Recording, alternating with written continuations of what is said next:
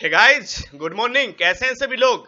Channel पे live है ये आपका क्लास 8 जो करंट इलेक्ट्रिसिटी का बच गया था वो आज हम लोग फिनिश करने वाले हैं। यानी आज इस चैप्टर को फिनिश करेंगे, फुल थ्योरी कवर करेंगे। ठीक है बच्चों, तो सभी लोग चैनल पे लाइव आकर अपना अटेंडेंस लगा ले, वीडियो को लाइक एंड शेयर करें। ठीक है, जो नए बच्चे हैं वो चैनल को जरूर सब्सक्राइब कर लें यार। अभी फिलहाल में इस चैनल पे आपको गवर्नमेंट पॉलिटेक्निक का क्लासेस चल रही है। ठीक है, तो जो बच्चों इंटरेस्टेड हैं पॉलिटेक्निक करने में वो इस चैनल का पेड कोर्स परचेज कर सकते हैं। मैं आपको बताना चाहता हूं, एक ओवरव्यू दिखा देना चाहता हूं पेड कोर्स के बारे में, उसके बाद क्लासेस स्टार्ट करेंगे। आज क्लासेज में बिल्कुल सिंसियर होकर पढ़ना है क्योंकि आज इस चैप्टर को फिनिश करना है यार। क्योंकि कल इस चैप्टर में हम लोग लगभग रेजिस्टेंट तक पढ़े थे। ठीक है, जिसमें हम लोग, मैं एक बार ओवरव्यू में आपको बता देना चाहता हूं। उससे पहले मैं आपको जो नए बच्चे उनको बताना चाहता हूं पेड कोर्स कैसे लेना है। ठीक है, जो बच्चों इंटरेस्टेड हैं वो अपने स्क्रीन पे देख सकते हैं। इस चीज को स्क्रीनशॉट ले लें और आपको इस नंबर पे कॉल करना है या फिर आप व्हाट्सएप करके पूरा जानकारी आप ले सकते हैं कि आपको कैसे पेड कोर्स ज्वाइन करना है। मैं आपको बता देना चाहता हूं मेरे प्यारे बच्चों, पहला बैच यानी पहला बैच में 150 स्टूडेंट फुल हो चुके हैं। ठीक है, दूसरा बैच में अगर आप एडमिशन लेना चाहते हो तो जितना जल्द एडमिशन लेकर अपना सीट को कंफर्म करें यार। ठीक है, चलिए मैं आपको ओवरव्यू दिखा देना चाहता हूं। ये मात्र 399 में आपको फुल कोर्स का लिया जा रहा है, जो कि बहुत कम अमाउंट है यार। ठीक है ना, बहुत कम अमाउंट है, बहुत मिनिमम अमाउंट है। एक तरह से आपको हेल्प किया जा रहा है। 399 में फुल कोर्स आपको दिया जा रहा है। अगर यही कोर्स आप ऑफलाइन परचेज करते हैं, ऑफलाइन अगर क्लासेज करते तो इस कोर्स के लिए आपको 4 से 5 हजार रुपया लिया जाता है यार। यहाँ पे 399 मात्र लिया जा रहा है। इसमें आपको देख सकते हैं, आप अपने स्क्रीन पे देख सकते हैं। जितना जल्द हो सके आप इसे भी स्क्रीनशॉट ले लीजिए। जो नए बच्चे हैं आप देख सकते हैं सारा मटेरियल आपको दिया जा रहा है यार मात्र 399 में। तो जो बच्चों अभी भी लग रहा है कि मुझे पेड कोर्स ले लेना चाहिए तो वो पेड कोर्स लेकर स्टडी करना स्टार्ट कर दें, क्योंकि बच्चों पेड कोर्स से आपको बहुत ज्यादा बेनिफिट होने वाले। लगभग फर्स्ट बैच में बहुत जल्द 150 स्टूडेंट एडमिशन लेकर वहां पे तो सीट फुल हो चुका है। सेकेंड बैच में आपको इनरोल करवाना है तो जितना जल्द इनरोल करें। कोई मेरे तरफ से जोर जबरदस्ती नहीं है। अगर आप इंटरेस्टेड है, आपको इस चैनल का पढ़ाई समझ में आ रहा है, आपको लग रहा है कि हाँ मुझे फायदा होगा, तो आप देर ना करिए, जितना जल्द हो सके आप इस पेड कोर्स को परचेज कर ले। चलिए हम लोग अब अपने सेशन पे आते हैं, क्योंकि आज का जो सेशन है बच्चों बहुत थोड़ा लॉन्ग चलने वाला है। इसीलिए आप लोग अपने माइंड को, अपने शरीर को फिजिकली मेंटेन करना है। ठीक है, बिल्कुल डिसिप्लिन के साथ आपको पढ़ाई करना है। कोई भी डाउट होता है कमेंट में डाउट करके कमेंट पूछिए। और जो पेड वाले बच्चे हैं उनको तो ये पीडीएफ दे दिया जाता है। और दूसरी बात, जो भी डाउट होता है वो डिस्कशन ग्रुप के माध्यम से आप पूछ सकते हैं। ठीक है, डिस्कशन ग्रुप में डालिए, या फिर आप डिस्कशन ग्रुप में आपका प्रॉब्लम सोल्व नहीं होता है तो हम लोग क्यों हैं, हम लोग भी तो आप लोग के प्रॉब्लम सोल्व करने के लिए बैठे हैं। तो आप लोग हम लोग का भी सहारा ले सकते हैं। यानी कहने का मतलब आपको मेहनत करना जरूरी है। जो बच्चा डेडिकेटेड है कि मुझे गवर्नमेंट कॉलेज एनी हाउ चाहिए, उस बच्चे को कोई रोक नहीं सकता। यहाँ पे उस टाइप का मटेरियल आपको करवाया जा रहा है यार। ठीक है, तो इस पॉइंट्स को अपने दिमाग में रखकर स्टडी करना है। तो चलिए सारे बच्चे प्रेजेंट हो गए। एक बार पेड वाले बच्चे यस सर कमेंट कर दे जल्दी से, थोड़ा ध्यान भी आ जाए मुझे। ठीक है ना, कौन कौन पेड वाले बच्चे हैं? यस सर फटाफट सभी लोग कमेंट क्यों करेंगे। ठीक है मेरे प्यारे बच्चों, चलिए हम लोग सेशन को स्टार्ट करते हैं और वीडियो को लाइक कर दे सभी लोग जो देख रहे हैं। तो देखिए हम लोग क्या क्या पढ़े थे इफेक्ट्स ऑफ करंट्स में। जो पिछला क्लास में हम लोग देखे थे उसमें हम लोग इसका इंट्रो देखे थे। इंट्रो देखने के बाद इलेक्ट्रिक करंट के बारे में बताए थे। इलेक्ट्रिक करंट क्या है, the rate of flow of charge. एक बार रिकैप करते हैं, रिकैप करने के बाद हम लोग चैप्टर की ओर मूव ऑन करेंगे। ठीक है बच्चों, ये सब आपको करवाया हुआ है। ठीक है, इलेक्ट्रिक करंट क्या है, rate of flow of charge, यानी कहने का मतलब I is equal to Q by T. ये फॉर्मूला याद रखना है सभी बच्चों को। ठीक है, आगे बढ़ते हैं। इसके बाद मैं आपको बताया था कि करंट का डायरेक्शन किधर होता है, तो वही बताया था किसी विद्युत परिपथ में इलेक्ट्रॉन की प्रवाह की दिशा के विपरीत विद्युत धारा की दिशा मानी जाती है। भी है, ये सब पॉइंट्स याद मैं कल आपको समझाया था बहुत अच्छे तरीका से। उसके बाद इलेक्ट्रिक पोटेंशियल के बारे में बताया था और ये भी बताया था कि ये कौन सा राशि है, ये सब इंपॉर्टेंट है। इसका यूनिट भी बताया था और पोटेंशियल डिफरेंस के बारे में बताया था। फॉर्मूला भी बताया था कि पोटेंशियल डिफरेंस जो होता है वो वर्क डन अपॉन चार्ज होता है बच्चों। ठीक है, जिसका यूनिट जूल पर कूलम बोले या फिर वोल्ट इसे बोला जाता है। ठीक है, इसके बाद आगे आपको बताया था, धरती का एक एग्जांपल लेकर बताया था। उसके बाद एक चीज और बहुत ज्यादा इंपॉर्टेंट समझाया था कि इलेक्ट्रिक फील्ड और electric potential in the case of inner part of hollow conductor. Conductor के अंदर में इलेक्ट्रिक पोटेंशियल क्या होगा, कंडक्टर के किनारे पे इलेक्ट्रिक पोटेंशियल क्या होगा, चार्ज देने पे इलेक्ट्रिक पोटेंशियल में क्या प्रभाव होगा, ये सब सारा कुछ आपको समझाया गया है पिछला क्लासेज में। तो जो बच्चों पिछला क्लासेज नहीं देखे हैं फटाफट वीडियो को देख लें। आपको सर्च करना है क्लास नंबर 97 स्टडी इन अड्डा करंट इलेक्ट्रिसिटी सर्च करना, या फिर प्लेलिस्ट में आप जाकर देख सकते हैं, या फिर मैं इस वीडियो को डिस्क्रिप्शन बॉक्स में भी आपको लिंक प्रोवाइड करवा दूंगा। ठीक है मेरे प्यारे बच्चों, तो ये सब हम लोग पिछले क्लास में देखे थे।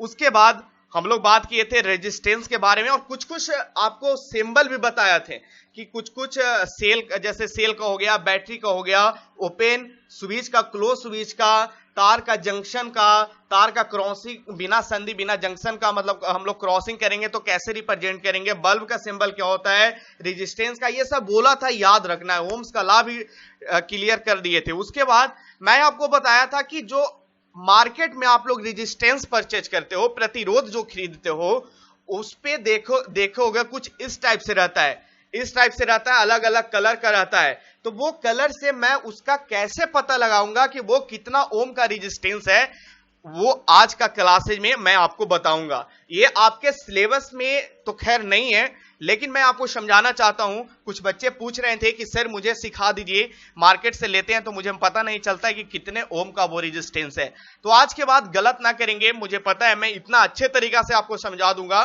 कि मार्केट में जाकर आप कोई भी रेजिस्टेंस, या फिर आपके घर में कोई सर्किट है, उस सर्किट में आप लोग बता सकते हैं रेजिस्टेंस देके कि वो कितने ओम का रेजिस्टेंस लगा हुआ है। तो ये सब मैं आपको बताया था। ये भी बताया था कि ये जो नाइक्रोम का तार के लिए वीआई ग्राफ जो ये दिया हुआ है, और ये भी बताया था कि जो वोल्टेज और करंट का जो ग्राफ होता है वो इस टाइप का होता है, स्ट्रेट लाइन, और स्ट्रेट लाइन जो होता है वो रेजिस्टेंस को रिप्रेजेंट करता है। ठीक है ना बच्चों, जो स्लोप होता है वीआई ग्राफ का, जो स्लोप होता है वो रेजिस्टेंस को बताता है। स्लोप कहने का मतलब tan थीटा, स्लोप कहने का मतलब tan थीटा, tan थीटा के that is equal to resistance. ये चीज मैं आपको पिछला क्लासेस में समझाया था।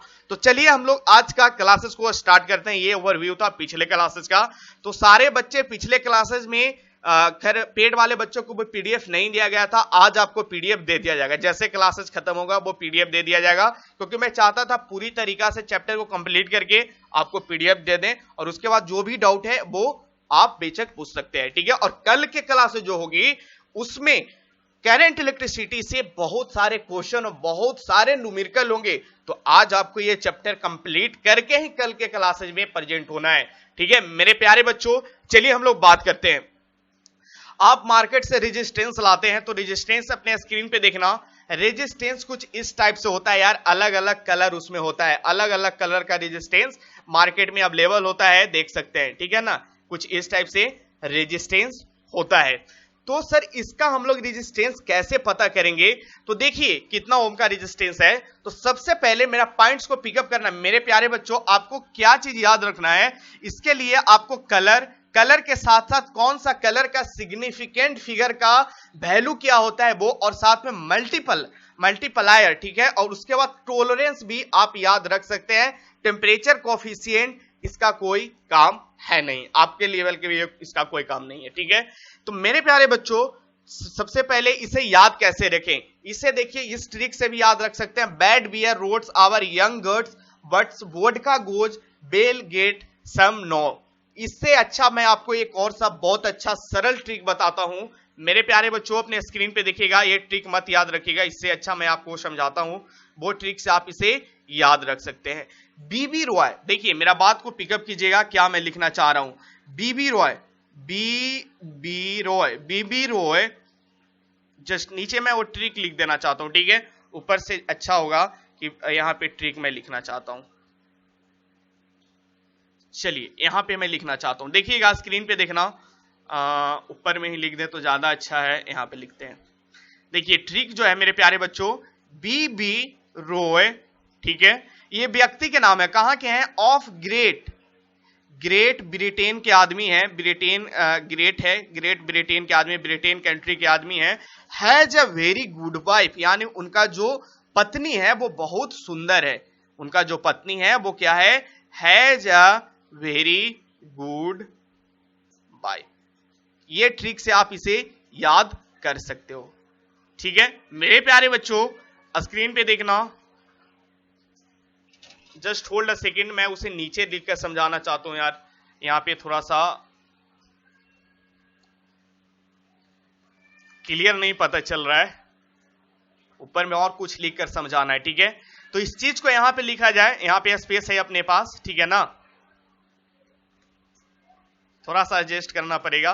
देखना मेरे प्यारे बच्चों, देखना स्क्रीन पे मैं कहना क्या चाह रहा हूं, जो ट्रिक बताया वो ये बताया, बीवी रॉय एक व्यक्ति का नाम है, ठीक है, कहां के हैं, ऑफ ग्रेट ब्रिटेन, ब्रिटेन जो है वो बहुत ग्रेट कंट्री है, वही बोला जा रहा है, ग्रेट ब्रिटेन के वो हैं बीवी रॉय, और has a very very good wife. ठीक है ना मेरे प्यारे बच्चों, इनका जो पत्नी है वो बहुत सुंदर है। अब इस ट्रिक से हमको पता चल गया, देखना इस ट्रिक से हमको क्या क्या पता चल गया, मैं कलर बताऊंगा। ठीक है बीबी रॉय यानी बी फॉर ब्लैक हुआ, बी फॉर ब्लैक हुआ मेरे प्यारे बच्चों, बी फॉर ब्लैक हुआ, ठीक है, और एक और भी है उसके, वो बी फॉर ब्राउन हुआ, और वाई का मतलब हुआ, मैं लिख देना चाहता हूं यार तब आपको पता चलेगा। ठीक है देखिएगा यहां पे लिख देता हूं,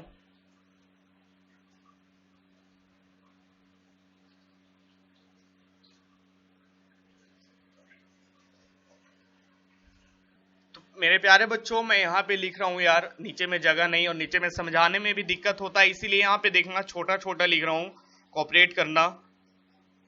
क्या है, बीवी रॉय, ठीक है, बीवी, हाँ बीवी रॉय, बीवी रॉय एक व्यक्ति का नाम है, ठीक है,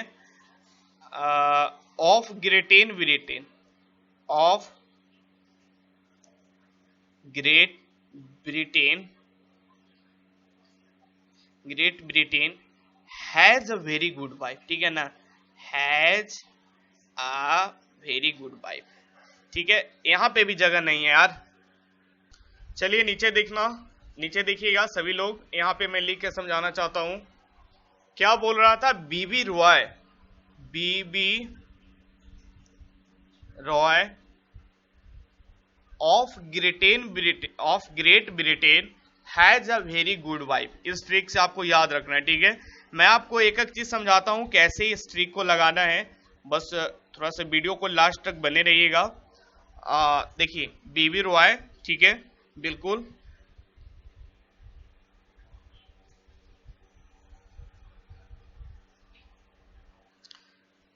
बीबी Roy of Great Britain, of Great Britain, Britain has a very good wife, has a very good wife. ठीक है इस ट्रिक से देखिए, इस ट्रिक से समझना, बी फोर क्या हुआ मेरे प्यारे बच्चों, बी फोर हुआ, देखिए बी फोर हुआ ब्लैक, ब्लैक, ठीक है, नेक्स्ट बी फोर क्या हुआ, ब्राउन, और उसके बाद वाई से रेड हुआ, ओ से ऑरेंज हुआ, और वाई मतलब वाई से येलो हुआ, उसके बाद ऑफ ग्रेट, ग्रेट का मतलब ग्रेट से ग्रीन हुआ, ब्रिटेन से ब्लू हुआ, ग्रेट ब्रिटेन हैज से कुछ नहीं, भी से वेरी से वॉयलेट हुआ, गुड से ग्रे हुआ, उसके बाद बेल से व्हाइट हुआ, उसके बाद गुड वाइफ। यहां तक हो गया। दो चीज आपको और याद रखना है मेरे प्यारे बच्चों, गोल्ड और सिल्वर, ठीक है, गोल्ड और सिल्वर आपको याद रखना है। इसका टॉलरेंस आपसे पूछा जाता है, एक का टॉलरेंस होता है 5% और दूसरा का टॉलरेंस होता है 10%, ये पूछा जाता है, ये याद रखना। रेजिस्टेंस में गोल्ड का टॉलरेंस कितना प्रतिशत होता है, तो मेरे प्यारे बच्चों आपको पता होना चाहिए 5% होता है सर, और सिल्वर का, चांदी का 10% होता है। चलिए आगे बात करते हैं, मैं आगे अब बात करता हूं, अपने स्क्रीन पे देखिएगा सभी लोग क्या कहना चाह रहा था। ठीक है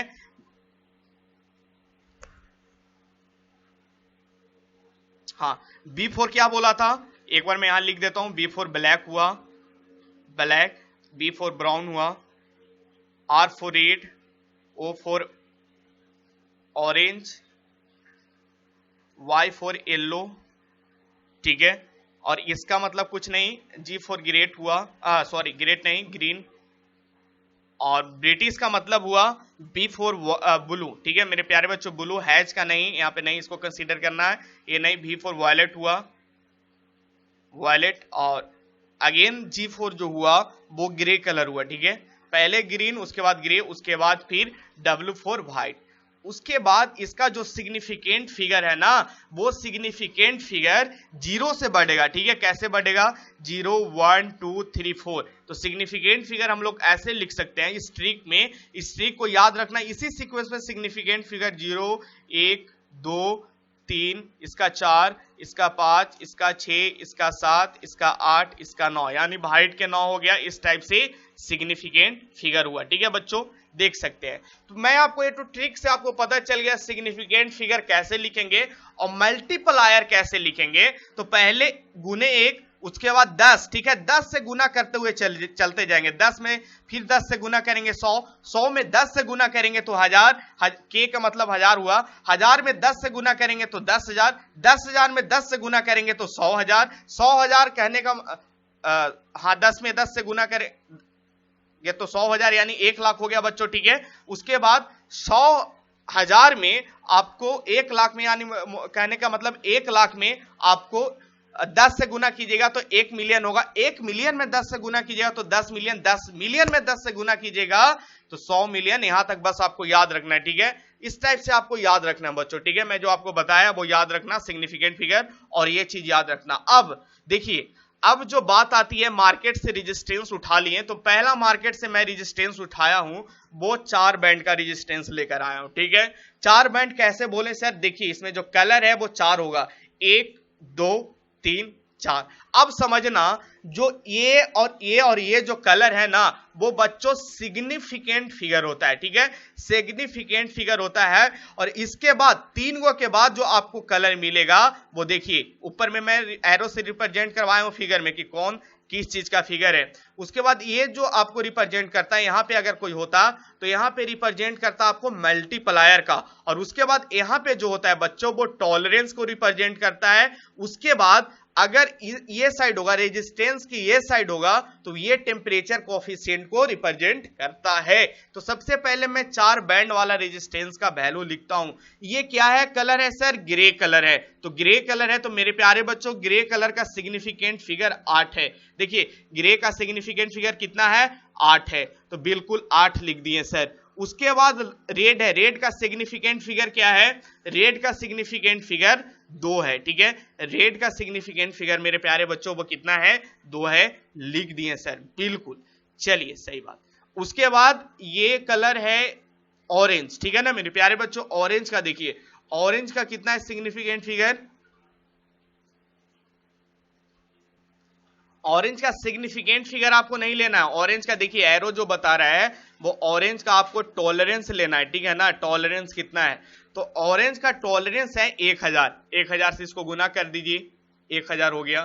तो हम लोग बोल सकते हैं 82,000, यानी 82,000 या 82 किलो ओम बोलिए, ठीक है ना मेरे प्यारे बच्चों। 82 किलो में आ रही, या फिर इसे 82,000 बोल सकते हैं, ठीक है। उसके बाद यहां पे आपको टॉलरेंस बताना है, ये रेजिस्टेंस का टॉलरेंस कितना है। तो देखिए यहां पे गोल्ड कलर का लगा हुआ है तो हम लोग बोल सकते हैं 82 किलो ओम, 5 ओम का टॉलरेंस है। इसी टाइप से आप इस रेजिस्टेंस को निकाल लेना, ये रेजिस्टेंस को निकाल लेना है, ठीक है मेरे प्यारे बच्चों। जिनको ये कॉन्सेप्ट समझ में आया अच्छी बात, जिनको ये कॉन्सेप्ट नहीं समझ में आया, इससे आपको सिलेबस में नहीं है, बस मैं आपको नॉलेज के लिए समझा रहा था। तो चलिए आगे बढ़ते हैं, जो अपना मेन पॉइंट्स है, मेन मुद्दा है, मेन चीज जो पढ़ना है उस चीज के बारे में हम लोग आगे मूव ऑन करते हैं, ठीक है ना। तो चलिए, ये तो हुआ रेजिस्टेंस। यहां से आपसे क्वेश्चन नहीं पूछेगा, घबराना नहीं है, बिल्कुल घबराइए मत, यहां से आपसे क्वेश्चन नहीं पूछेगा। बस मैं आपको नॉलेज के लिए ये चीज समझाया था, जो 12th में होंगे उनको ये चीज पढ़ना है, ठीक है ना। उसके बाद जो हम लोग आगे बात कर रहे थे वो लगता है फोटो लगाने से कुछ कट गया है, तो मैं आपको समझाना चाहता हूं क्या बात हो रहा था। रेजिस्टेंस के बाद हम लोग पढ़ रहे थे स्पेसिफिक रेजिस्टेंस के बारे में, यानी विशिष्ट प्रतिरोध जिसे बोला जाता है। क्या पढ़ रहे थे?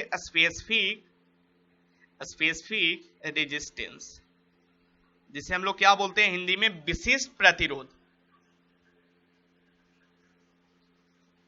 विशिष्ट प्रतिरोध। ठीक है, ये क्या चीज है बच्चों, समझिएगा। किसी धातु के एक समान चालक का प्रतिरोध उसकी लंबाई के अनुक्रमानुपाती तथा उसकी अनुप्रस्थ कट का क्षेत्रफल का व्यातु कर्मानुपाती होता है। यानी कहने का मतलब मैं क्या कह रहा हूं वो समझिएगा। जो रेजिस्टेंस होता है मेरे प्यारे बच्चों, वो डायरेक्टली प्रोपोर्शनल टू लेंथ होता है, ठीक है ना। किसी भी धातु का अगर उसका रेजिस्टेंस निकालना है तो वो डायरेक्टली प्रोपोर्शनल टू लेंथ होगा, इनवर्सली प्रोपोर्शनल टू एरिया होगा, ठीक है। एक और सेक्शनल एरिया जो लेना है वो क्रॉस सेक्शनल एरिया लेना है। अनुप्रस्थ काट का क्षेत्रफल जो होता है, जिसे एरिया ऑफ क्रॉस सेक्शन कहते हैं, उसे वो एरिया लिया जाता है, ठीक है। ये इक्वेशन फर्स्ट हुआ, ए इक्वेशन सेकंड हुआ। तो ये दोनों इक्वेशन को जब हम लोग बैलेंस करेंगे तो कुछ इस टाइप से हो जाएगा, R is directly proportional to L by A. Proportionality constant को हटाने के लिए हम लोग प्रोपोर्शनलिटी को हटाने के लिए कांस्टेंट यूज करते हैं। वही कांस्टेंट जो होता है बच्चों वो स्पेसिफिक रेजिस्टेंस होता है, विशिष्ट प्रतिरोध जिसे बोला जाता है, ठीक है। तो ये हुआ R is equal to rho into L by A. एक सूत्र है, ये फॉर्मूला याद आपको रखना है, ठीक है, याद करें। ठीक है मेरे प्यारे बच्चों, आगे बढ़ते हैं। ये चीज आपको समझ में आ गया। रो अर्थात रो है जिसे अनुपातिक स्थिरांक भी बोला जाता है, ठीक है। रेजिस्टिविटी कांस्टेंट जिसे बोला जाता है, ठीक है। रो को हम लोग क्या बोलते हैं, रेजिस्टिविटी कांस्टेंट या फिर अनुपातिक स्थिरांक भी बोल सकते हैं। इसे चालक की पदार्थ की वैद्युत प्रतिरोधकता या विशिष्ट प्रतिरोध कहते हैं, ठीक है। इसे हम लोग क्या बोलते हैं मेरे प्यारे बच्चों, इस चीज को हम लोग विशिष्ट प्रतिरोध बोलते हैं, ठीक है, या फिर वैद्युत प्रतिरोधकता बोल सकते हैं, ठीक है। क्या बोलते हैं, विशिष्ट प्रतिरोध, ठीक है। यहां तक क्लियर। उसके बाद आगे बात करते हैं, इस पे मैं क्वेश्चन भी कल आपको करवाऊंगा। चलिए आगे जो है वो है प्रतिरोधकता। किसी पदार्थ का अभिलाक्षण गुणधर्म है। धातुओं तथा मिश्र धातु की प्रतिरोधकता अत्यंत कम होता है। जो प्रतिरोधकता है, जो विशिष्ट प्रतिरोध है, जो वैद्युत प्रतिरोध है, जो रो है, वो किसी पदार्थ का गुण है यार, किसी पदार्थ का गुण है। ये पॉइंट्स बहुत इंपॉर्टेंट है, वेरी वेरी इंपॉर्टेंट। यानी मटेरियल को चेंज करने पे, मटेरियल को चेंज करने पे रो का वैल्यू चेंज होगा। मेरे प्यारे बच्चों ने पॉइंट्स को पिकअप करना। किसी मटेरियल को चेंज करने पे, यानी कहने का मतलब गोल्ड कंडक्टर है तो उसका रो का वैल्यू स्पेसिफिक रेजिस्टेंस अलग होगा, सिल्वर है उसका अलग होगा, कॉपर है उसका अलग होगा, ठीक है ना। रो ना कि अगर कॉपर में हम लोग उसका लेंथ को कट कर देते हैं, सारा वायर कॉपर का है, लेंथ को सिर्फ कट कर रहे हैं, एरिया को बढ़ा रहे हैं, क्रॉस सेक्शनल एरिया को, तो ऐसा करने पे विशिष्ट प्रतिरोध में कुछ भी चेंज नहीं देखने को मिलेगा। यानी कहने का मतलब मोटा मोटी तौर पे मैं क्या समझाना चाह रहा हूं कि एक मटेरियल का जो स्पेसिफिक रेजिस्टेंस होता है, विशिष्ट प्रतिरोध होता है, वो सेम होता है। यानी कॉपर लीजिएगा तो कॉपर में विशिष्ट प्रतिरोध सारा कॉपर का सेम होगा। यानी ये जो है पदार्थ के अभिलाक्षणिक गुणधर्म है, ठीक है। धातुओं तथा मिश्र धातु का प्रतिरोधकता अत्यंत कम होती है। जो धातु होता है, मिश्र धातु होता है, उसका प्रतिरोधकता होता है वो बहुत कम होता है। अतः ये विद्युत के अच्छे चालक हैं, ये आपको पता है। जिसका प्रतिरोधकता, जिसका रेजिस्टेंस कम होगा, उसका कंडक्टिविटी तो ज्यादा होगा, तब ना वो इलेक्ट्रिसिटी को ज्यादा कंडक्ट करेगा। तो आगे बात करते हैं, विद्युत रोधी पदार्थों का प्रतिरोधकता अधिक ऊंची होती है। क्या कहना चाहा जा रहा है, यह स्टेटमेंट आपको समझा रहा है मेरे प्यारे बच्चों। वैसा चीज जो विद्युत रोधी है, यानी विद्युत रोधी कहने का मतलब वो करंट को वो जाने से रोकता है, विद्युत को जाने से रोकता है, तो उस पदार्थ का जो प्रतिरोधकता होती है वो बहुत ज्यादा होती है, जो रेजिस्टिविटी होती है वो हाई होती है। इसलिए वो फ्लो ऑफ करंट को, फ्लो ऑफ चार्ज को रोकता है यार, ठीक है। आगे बात करते हैं, किसी चालक का प्रतिरोध निर्भर करता है। जो चालक का रेजिस्टेंस होता है वो किस चीज पे निर्भर करता है, चालक की लंबाई पर। ये very important point, very very important point. चालक के लंबाई पर निर्भर करता है। कैसे, अभी मैं बताया, resistance is directly proportional to length. लंबाई ज्यादा होने पर प्रतिरोध ज्यादा होगा। यही तो है, रेजिस्टेंस जितना ज्यादा उतना लंबाई ज्यादा है तो रेजिस्टेंस ज्यादा होगा। सपोज दैट आप एक 10 मीटर का कॉपर का तार लेते हैं और दूसरा जो है वो 100 मीटर का है, तो आपसे पूछा जाएगा कि दोनों तार में से कौन सा तार में रेजिस्टेंस ज्यादा है। तो आपको बताना है कि 100 मीटर वाला तार में रेजिस्टेंस ज्यादा है क्योंकि उसका लंबाई ज्यादा है। मेरे प्यारे बच्चों, ये क्वेश्चन बिहार पॉलिटेक्निक 2017 में ये क्वेश्चन पूछा गया है और इस पे एक और क्वेश्चन पूछा गया था एरिया का, क्रॉस सेक्शनल एरिया पे। तो इस टाइप का क्वेश्चन पूछे जाते हैं। अगर वीडियो पसंद आ रहा है तो सभी लोग वीडियो को लाइक करें यार। अब वीडियो को लाइक करके मेरे प्यारे बच्चों 200 लाइक का टारगेट जल्दी से पूरा दें, ठीक है। आगे बात करते हैं, ये पॉइंट्स क्लियर हुआ। मैं समझाना क्या चाह रहा था, बस मैं ये समझाना चाह रहा था, चालक की लंबाई बढ़ाओगे तो उसका प्रतिरोध जो है वो बढ़ेगा। नेक्स्ट पॉइंट है अनुप्रास्थ काट की क्षेत्रफल। अनुप्रस्थ काट की क्षेत्रफल यानी कहने का मतलब एरिया ऑफ क्रॉस सेक्शन। अनुप्रास्थ काट की क्षेत्रफल जितना ज्यादा होगी प्रतिरोध उतना कम होगी। जाहिर सी बात है, रेजिस्टेंस जो होता है वो inversely proportional to area of cross sectional होता है। यानी कहने का मतलब अनुप्रास्थ काट की क्षेत्रफल जितना ज्यादा होगी यानी एरिया ऑफ क्रॉस सेक्शन जितना ज्यादा होगा, रेजिस्टेंस उतना कम होगा, क्योंकि ये आपस में इनवर्सली प्रोपोर्शनल है। मेरे प्यारे बच्चों, ये भी क्वेश्चन आपसे 2020 के लिए VVI लगा लेना। ये मेरा माइंड में कह रहा है कि ये क्वेश्चन पूछेगा क्योंकि 2017 में ये क्वेश्चन पूछ दिया है, तो नेक्स्ट टाइम ये क्वेश्चन पूछा जाएगा। क्वेश्चन कैसे पूछेगा, आपको क्वेश्चन कंडक्टर दे देगा, ठीक है, उसका बोल देगा कि इसका क्षेत्रफल इतना है और बाद में इसका क्षेत्रफल को कम कर दिया जाता है, एरिया ऑफ क्रॉस सेक्शन वाला क्षेत्रफल उसको कम कर दिया जाता है। तो कितना कम करेंगे और रेजिस्टेंस में कितना वृद्धि होगी वो चीज आपसे पूछा जाएगा। टेंशन ना लें, कल का क्लास में मैं आपको समझा दूंगा। ये दोनों पॉइंट्स क्लियर हुआ तो आगे बढ़ते हैं। पदार्थ की प्रकृति पर पदार्थ की प्रकृति पर भी निर्भर करता है, ठीक है मेरे प्यारे बच्चों, आगे बढ़ते हैं। पदार्थ की प्रकृति पर रेजिस्टेंस इसलिए निर्भर करता है कि रेजिस्टिविटी जो है, रो जो है, स्पेसिफिक रेजिस्टेंस जिसे बोल रहे हैं, रो जो है वो अलग अलग पदार्थ का अलग अलग होता है, अलग अलग मटेरियल का अलग अलग होता है। इसलिए हम लोग बोल सकते हैं रेजिस्टेंस जो है वो पदार्थ की प्रकृति पर भी निर्भर करता है। ये तीनों पॉइंट्स क्लियर है तो वीडियो को लाइक करें सभी लोग। तो देखना यार, यहां से जो फॉर्मूला आया वो R = rho into L by A, यानी कहने का मतलब ये तीनों पॉइंट्स जो है इस चीज को बता रहा है। आगे बात करते हैं, किसी पदार्थ का प्रतिरोध एवं प्रतिरोधकता दोनों ही ताप में परिवर्तन के साथ साथ परिवर्तित हो जाता है, ठीक है। अच्छा पॉइंट है, इसे भी याद रखना। चलिए आगे बात करते हैं इफेक्ट्स ऑन टेम्परेचर, ठीक है मेरे प्यारे बच्चों। टेम्परेचर बढ़ाने पे रेजिस्टेंस का मतलब क्या इफेक्ट होगा, ठीक है ना। टेम्परेचर कम करने पे रेजिस्टेंस में क्या चेंज होगा वो चीज हम लोग बात करेंगे। यहां तक क्लियर है तो आगे बढ़ते हैं। ताप बढ़ाने पर धातु की प्रतिरोधकता बढ़ जाती है, अतः प्रतिरोध बढ़ जाता है, यानी रेजिस्टिविटी। देखना, टेम्परेचर बढ़ाओगे तो मेटेलिक का जो प्रतिरोधकता है, रेजिस्टिविटी है, वो क्या हो जाता है, बढ़ जाता है। जब ये बढ़ जाता है तो हम लोग बोल सकते हैं रेजिस्टेंस बढ़ जाता है। मेरे प्यारे बच्चों, ऐसा क्यों होता है, सपोज दैट आपके पास मेटल का आयरन का रड है, ठीक है, आयरन का रड है, जब उसे आप गर्म कीजिएगा तो उसके अंदर जो मॉलिक्यूल है ना उसमें हलचल हो जाती है, ठीक है, मॉलिक्यूल आपस में हलचल करने लगता है, इसके कारण एक दूसरे में टकराव होने लगती है, इसके कारण वहां पे रेजिस्टेंस बढ़ जाता है, ठीक है ना। एक तरह से बोल सकते हैं इंट्रोपी बढ़ जाता है। ये सब आपको आगे 11-12 में पढ़ना डिटेल में, तो अभी याद रखना टेम्परेचर बढ़ाने पे रेजिस्टेंस बढ़ जाता है। मिश्र धातु की प्रतिरोधकता भी ताप बढ़ाने पर बढ़ती है, परंतु वह वृद्धि अपेक्षाकृत बहुत कम होती है। यानी जो मिश्र धातु होता है ना मेरे प्यारे बच्चों, जो मिश्र धातु होता है, अगर उसमें भी टेम्परेचर बढ़ाएंगे, ताप बढ़ाएंगे तो रेजिस्टेंस बढ़ेगा। रेजिस्टेंस तो बढ़ता ही है लेकिन थोड़ा सा कम बढ़ता है, बहुत कम बढ़ता है। अर्धचालक जैसे semiconductor, silicon, germanium, selenium, carbon आदि प्रतिरोधकता ताप बढ़ाने पर घटता है। ये पॉइंट्स बहुत इंपॉर्टेंट है, वेरी वेरी इंपॉर्टेंट।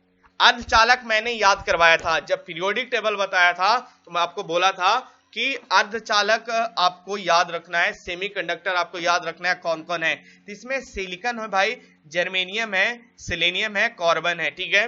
ये सब प्रतिरोधकता ताप बढ़ाने पर घटता है, ठीक है। टेम्परेचर बढ़ाइएगा तो रेजिस्टेंस जो है घटेगा इस केस में। आगे बात करते हैं, 20 डिग्री सेल्सियस ताप पर कुछ पदार्थ की वैद्युत प्रतिरोधकता बढ़ते क्रम में एवं चालकता घटते क्रम में चांदी, कॉपर, एल्युमिनियम, टंगस्टन, निकल, आयरन, मरकरी, कांच, डायमंड, कागज का शुष्क होता है, ठीक है। ये आप पढ़ सकते हैं या पढ़ने वाला है। आगे बात करते हैं, मैं आगे आपको समझाता हूं यही चीज। देखिए पदार्थ तीन होता है बच्चों, एक चालक होता है, एक अर्धचालक होता है, एक विद्युत अपघट्य होता है, ठीक है। तो ताप बढ़ाने पर प्रतिरोध बढ़ता है चालक में, ऊपर बताया। ताप बढ़ाने पर चालकता घटती है, ठीक है। उसी तरीका से जब प्रतिरोध बढ़ेगा भाई, प्रतिरोध बढ़ेगा तो चालकता जो है वो तो घटेगा, क्योंकि प्रतिरोध ज्यादा रहेगा तो कैसे, उसमें तो करंट का फ्लो नहीं ना होगा, तो चालकता घटती है। उसी तरीका से आप ये तीनों पॉइंट्स को समझ सकते हैं, ऊपर में मैं समझाया हूं। उसके बाद आगे बात करते हैं रेजिस्टिविटी और स्पेसिफिक रेजिस्टेंस के बारे में, ठीक है।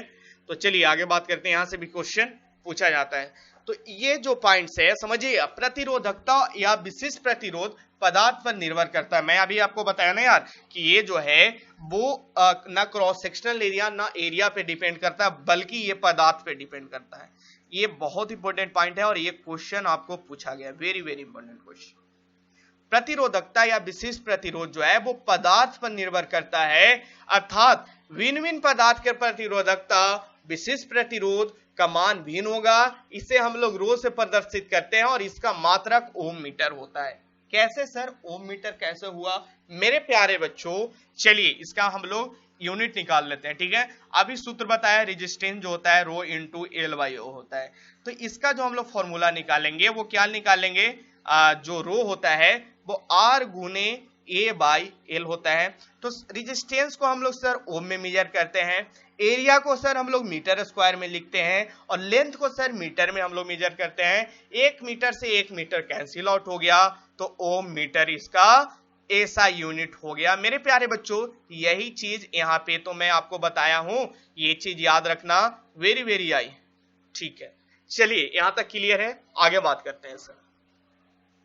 आगे बात करते हैं, वही चीज देखिए, वही चीज है। अरे भाई नीचे में तो मैं यहाँ पे लिखा हुआ है, अच्छी बात है, ऊपर में आपको ये समझा दिया, ठीक है ना, ये आपको समझा दिया। चलिए आगे बात करते हैं, इलेक्ट्रिक कंडक्टिविटी की बात करते हैं, विद्युत चालकता की बात करते हैं हम, ठीक है। Electric conductivity inversely proportional to resistance होता है, यानी कहने का मतलब कंडक्टेंस जो होता है सर, कंडक्टेंस जो होता है वो इनवर्सली प्रोपोर्शनल टू रेजिस्टेंस होता है। रेजिस्टेंस यानी कंडक्टेंस जो होता है वो इनवर्सली प्रोपोर्शनल टू रेजिस्टेंस होता है, यानी C is equal to R ऐसे लिख सकते हैं। वही लिखा गया है मेरे प्यारे बच्चों, विद्युत चालकता जो है वो 1/r होता है, ठीक है। मैं ऊपर आपको समझाया था, ये बात ऊपर में समझाया था कि चालकता बढ़ेगा, कब बढ़ेगा, जब प्रतिरोध कमेगा। समझ रहे हैं मेरा बात को मेरा पॉइंट्स को दिमाग में घुसाइएगा। कंडक्टिविटी जब बढ़ेगा जब रेजिस्टेंस घटेगा। सपोज दैट आपके पास कॉपर का वायर है और एक आपके पास सिल्वर का वायर है, ठीक है, सिल्वर का वायर है, ठीक है। तो सिल्वर का कंडक्टिविटी मेरे प्यारे बच्चों वो ज्यादा होता है एज कंपेरिजन टू कॉपर का वायर, ठीक है।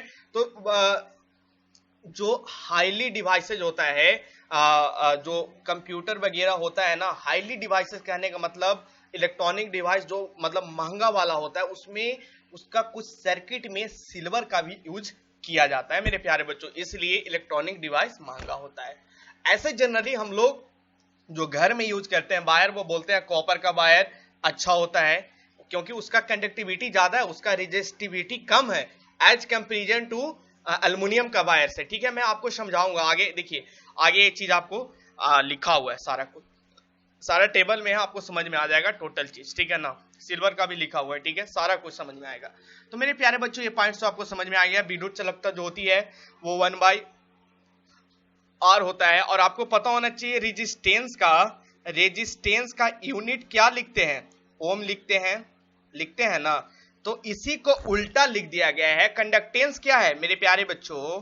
कंडक्टेंस जो है वो इनवर्सली प्रोपोर्शनल है, 1/r का इनवर्सली प्रोपोर्शनल है। तो ओम को हम लोग उल्टा करके लिख दिए क्या? MHO, महो जिसे बोलते हैं। या फिर कहीं कहीं इसका ऐसे भी यूनिट होता है, जस्ट इस टाइप से। रेजिस्टेंस जो होता है वो इस टाइप से होता है, तो कंडक्टेंस इस टाइप से रिप्रेजेंट किया जाता है। ये लिखने का तरीका है। आगे बात करते हैं, विद्युत प्रतिरोध जितना कम होगा चालकता उतना अधिक होगा। मैं रट के एग्जांपल ले लेकर ये पॉइंट्स को समझाया हूं। आगे आपको कुछ कुछ मैं बोलूंगा वो याद रखना। देखना मेरे प्यारे बच्चों, इसमें याद रखना आप लोग सिल्वर का अक्सर पूछा जाता है रेजिस्टिविटी। देखिए सिल्वर का कंडक्टिविटी, देखिए सिल्वर का कंडक्टिविटी कितना ज्यादा है एज कंपेरिजन टू कॉपर का 6 है, ज्यादा नहीं है, थोड़ा सा ज्यादा है, ठीक है ना, थोड़ा सा ज्यादा है। इसका 6 है या इसका 6.2 है, ठीक है। यानी कहने का मतलब सिल्वर में जिसका कंडक्टिविटी ज्यादा है उसका बोल सकते हैं उसमें करंट जो है ना, उसमें वोल्टेज जो है वो ज्यादा आपको मिलेगा, ठीक है। उसी तरीका से नाइक्रोम हो गया, नाइक्रोम का भी याद रखना, टंगस्टन याद रखना, और नाइक्रोम टंगस्टन। आपसे पूछा जाएगा कि सबसे ज्यादा कंडक्टिविटी किसमें होता है, तो आपको याद रखना है नाइक्रोम याद रखना है, ठीक है। नाइक्रोम का देख सकते हैं कितना है, 6.7 × 10⁵। उसके बाद जो है वो सिल्वर का है। उसके बाद जो है गोल्ड का भी पूछा जाता है, गोल्ड और कॉपर याद रखना, ठीक है, ये सब याद रखना, ठीक है। उसके बाद देखिए एक चीज जो पूछा जाता है ना, टंगस्टन तो आपको पता है, जो फिलामेंट वगैरह बना हुआ होता है वो टंगस्टन का बना हुआ होता है। नाइक्रोम जो है मेरे प्यारे बच्चों वो निकेल और क्रोमियम को मिल के बनता है, ठीक है। नाइक्रोम जो है वो किसका मिक्सचर है? Nickel plus chromium. ये पूछा गया है, ये बिहार पॉलिटेक्निक में पूछा गया है क्वेश्चन। ये क्वेश्चन मुझे ईयर एग्जैक्ट याद नहीं है, लेकिन एक क्वेश्चन पूछा गया है। निकेल क्रोमियम जो है वो एलॉय है, नाइक्रोम एलॉय है निकेल क्रोमियम का। और नाइक्रोम का हम लोग जो यूज करते हैं मेरे प्यारे बच्चों वो हीटिंग वायर्स बनाने में यूज करते हैं, ठीक है।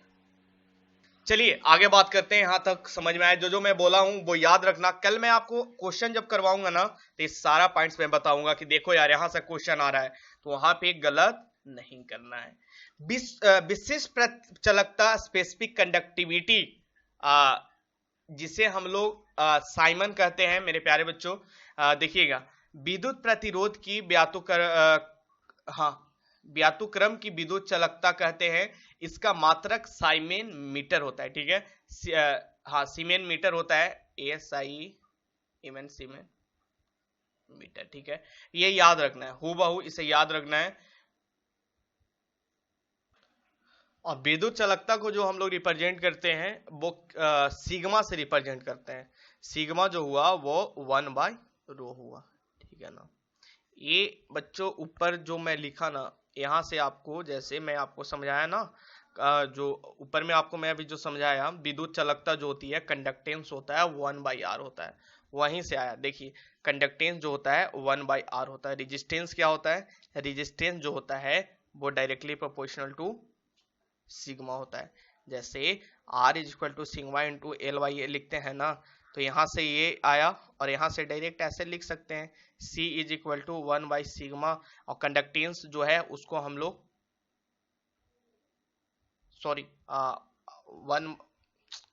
जस्ट होल्ड अ सेकेंड, मैं यहाँ पे मिस्टेक कर गया।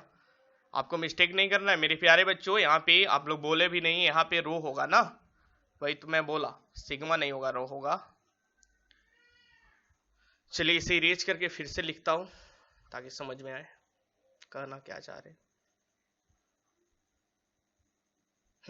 देखिए अभी जो सूत्र ऊपर में सिखाया 1 = ρ/L/A, ठीक है, ρ/L/A, ठीक है मेरे प्यारे बच्चों, यही तो मैं आपको समझाया ऊपर में। तो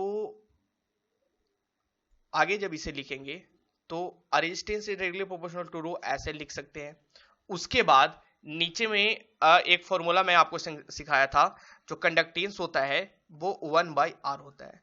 तो कंडक्टेंस 1/ρ ऐसे लिख सकते हैं। तो रो जो कंडक्टेंस होता है इसका जो हम लोग रिप्रेजेंट करते हैं बच्चों वो सिग्मा से भी रिप्रेजेंट करते हैं। स्पेसिफिक कंडक्टिविटी को हम लोग सिग्मा से रिप्रेजेंट करते हैं। तो सिग्मा = 1/ρ ऐसे लिख सकते हैं, ठीक है, ये फॉर्मूला की मदद से आप लोग निकाल सकते हैं। और इसका यूनिट पूछा जाता है तो सीमेन मीटर इसका यूनिट है, और ये सूत्र आपको याद रखना है। चलिए आगे बात करते हैं। किसी पदार्थ की विशिष्ट प्रतिरोध जितना कम होगा उसकी विशिष्ट चालकता उतना अधिक होगी। वही तो बोला जा रहा है, वही तो मैं समझाया। मानव शरीर शुष्क के विद्युत प्रतिरोध के परिमाण की कोटि 10⁶ ओम होती है, जबकि ये आपको नॉलेज के लिए याद रखना है, ठीक है, ये आपसे पूछा नहीं जाएगा। चलिए आगे बात करते हैं कॉम्बिनेशन ऑफ रेजिस्टेंस। यहां से क्वेश्चन पूछेगा और ये चीज आपको पता होना चाहिए। मेरे प्यारे बच्चों आगे बात करते हैं। इस पॉइंट्स पे थोड़ा सा टाइम लगेगा, बस आपको समझना है। और आज का क्लासेज 1 घंटा 15 मिनट, सवा घंटा का क्लासेज होगा, तो थोड़ा सा कोऑपरेट करना, ठीक है ना। कॉम्बिनेशन ऑफ रेजिस्टेंस आपको पता है 2 तरह का कॉम्बिनेशन होता है, एक सीरीज कॉम्बिनेशन और दूसरा पैरेलल कॉम्बिनेशन। इस संयोजन में प्रत्येक प्रतिरोध एक सिरे दूसरे प्रतिरोध से जुड़ा होता है, ठीक है। जैसे कि नीचे आपको डायग्राम में बताया हुआ है, इसका सिरा जो है, इसका सिरा है वो इसका सिरा से जुड़ा हुआ है, ठीक है। यानी एक सिरे दूसरे प्रतिरोध के से जुड़ा होता है ताकि सभी प्रतिरोध एक ही धारा प्रवाहित हो। सभी प्रतिरोध में जो करंट होता है मेरे प्यारे बच्चों, ये यहाँ करंट जो होता है I = करंट, करंट जो होता है वो क्या होता है, सेम होता है। उसके बाद प्रत्येक प्रतिरोध के सिरे पर विभवांतर प्रतिरोध के अनुसार अलग अलग होगा। इस संयोजन में तुल्य प्रतिरोध सभी प्रतिरोधों का बराबर होगा। मैं आपको समझाऊंगा क्या कहना चाह रहा है। बस ये चीज याद रखना कि धारा जो है वो सब में सेम होता है, करंट जो है सभी जगह सेम होगा। विभवांतर यानी पोटेंशियल वोल्टेज जो है वो सभी जगह अलग होगा। करंट सेम होगा लेकिन वोल्ट जो होगा वो डिफरेंट होगा।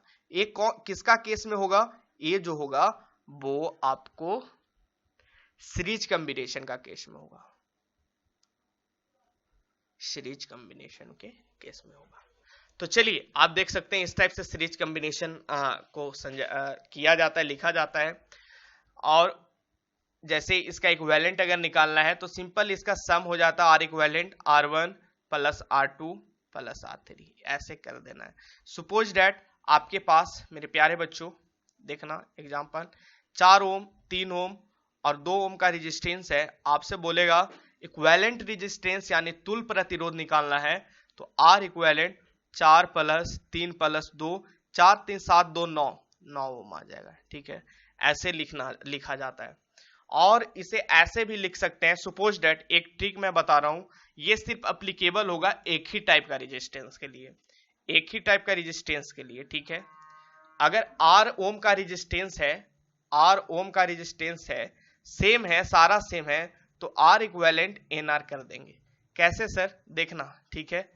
3 रेजिस्टेंस है, सपोज दैट मेरे प्यारे बच्चों 3 रेजिस्टेंस है, 2 ओम का 2 ओम का 3 रेजिस्टेंस है, तो इसका R इक्विवेलेंट डायरेक्ट कितना का रेजिस्टेंस है, N का value, number of resistance, 3 resistance है, रेजिस्टेंस का वैल्यू कितना है, 2 ओम है प्रत्येक का, तो 3 दूनी 6 ट्रिक से आ गया। या फिर इसे ऐसे भी हम लोग लिख सकते हैं, R इक्विवेलेंट जो प्रोसेस बताया 2 + 2 + 2 यानी 2 2 4 + 2 यानी 6 ओम। ट्रिक से भी आ गया और बिना ट्रिक से भी आ गया। चलिए अब आगे बात करते हैं। सजावटी लड़ियों में बल्ब श्रेणी क्रम में जुड़े होते हैं, इसलिए एक बल्ब भी खराब होने पर परिपथ टूट जाता है और सभी बल्ब बुझ जाते हैं। क्या कहा जा रहा है, आपके घर में दिवाली में आप लोग जो लाते हो ना, जो लाइट होती है वो जलता है, अलग अलग कलर का लाइट होता है जिसे हम लोग सजाते हैं, सजावटी लड़ियां जिसे बोला जाता है। इसमें बल्ब जो होता है मेरे प्यारे बच्चों श्रेणी क्रम में जोड़ा जाता है, श्रेणी क्रम में जोड़ा जाता है। आप लोग देखते होंगे कि जो भकभुक होता है ना, जब कभी भकभुक जो होते रहता है वो एक सीक्वेंस वे में होता है, पहले ये जलेगा फिर उसके नीचे वाला जलेगा उसके बाद जो जलेगा। यानी कहने का मतलब जो लड़ियों में बल्ब होती है वो श्रेणी क्रम में होती है। अगर एक भी बल्ब आपका टूट गया ना, आप लोग इसे सोचे देखोगे, अगर एक भी बल्ब टूट जाएगा तो सारा बल्ब जलना बंद कर देता है। चलिए ये पॉइंट्स क्लियर हुआ, ये वेरी आई। आगे बात करते हैं पैरेलल कॉम्बिनेशन। पैरेलल कॉम्बिनेशन इस संयोजन में 2 या अधिक प्रतिरोध इस प्रकार जुड़े होते हैं कि सभी प्रतिरोध का एक सिरा परिपथ के एक बिंदु से तथा दूसरा सिरा दूसरे बिंदु से, ठीक है। दूसरा सिरा दूसरे बिंदु से जैसा बोला जा रहा है वैसा जुड़ा हुआ होता है। आप देख सकते हैं इन संयोजन में सभी प्रतिरोध में प्रतिरोधी के सिरों के बीच विभवांतर एक ही होता है। यानी कहने का मतलब यहाँ पे पोटेंशियल डिफरेंस जो होगा वो भी होगा, सेम होगा, लेकिन करंट जो होगा वो अलग अलग होगा, डिफरेंट होगा। करंट जो होगा अलग अलग होगा। आपके घर में जो वायरिंग होता है वो पैरेलल कॉम्बिनेशन में होता है। मेरे प्यारे बच्चों, अगर पैरेलल कॉम्बिनेशन में नहीं रहेगा तो कहीं का बल्ब कुछ ज्यादा तेज ग्लो करेगा, कहीं का बल्ब कम ग्लो करेगा, क्योंकि अगर सीरीज कॉम्बिनेशन में रहेगा तो अलग अलग वहां पे वोल्टेज सप्लाई होगा। तो अलग अलग वोल्टेज सप्लाई होगा।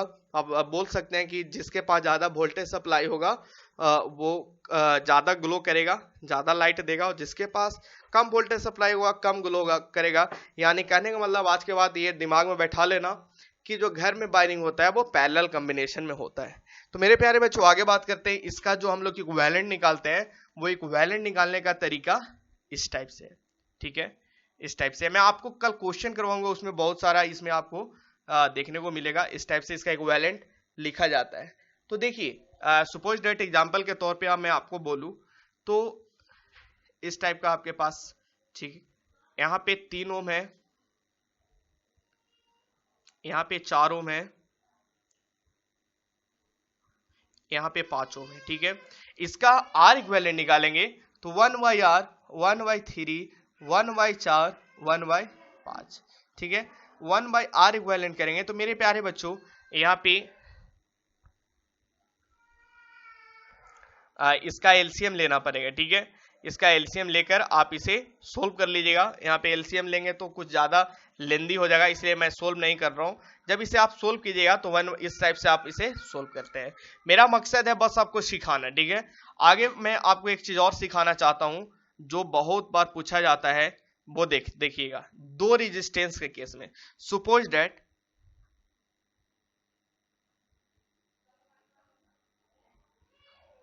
ये 4 ओम का है और ये 2 ओम का है, ये दोनों आपस में पैरेलल कॉम्बिनेशन है। अब आपसे पूछेगा कि आर इक्विवेलेंट निकाले, तो मेरे प्यारे बच्चों आर इक्विवेलेंट जो निकलेगा वो इस टाइप से 2 ओम के केस में ऐसे लिखना, ठीक है, R1 + R2। न्यूमेरिकल बनाने में थोड़ा सा टाइम यहाँ पे कम लगेगा, इस फॉर्मूला को याद रखिएगा 2 रेजिस्टेंस में। यानी क्या कहना चाह रहे हैं सर, आर इक्विवेलेंट यहां से लिखेंगे, वो लिखेंगे, देखना R1 R2, R1 R2 कितना है, एक 4 है और एक 2, 4 दूनी 8 और 4 + 2, यानी 8/6 लिखेंगे। इस टाइप से इसका आ गया। अगर इसे प्रोसेस से बनाइएगा तो प्रोसेस से भी बनाइए इस क्वेश्चन को, देख रहे हैं दोनों में वैल्यू सेम आता है कि नहीं। तो देखना है यार 1/r इक्विवेलेंट 1/4 + 1/2 लिखेंगे। 4 2 का एलसीएम 8 आ गया मेरे प्यारे बच्चों, और ये 4 दूनी 8 पर 2 हो जाएगा, और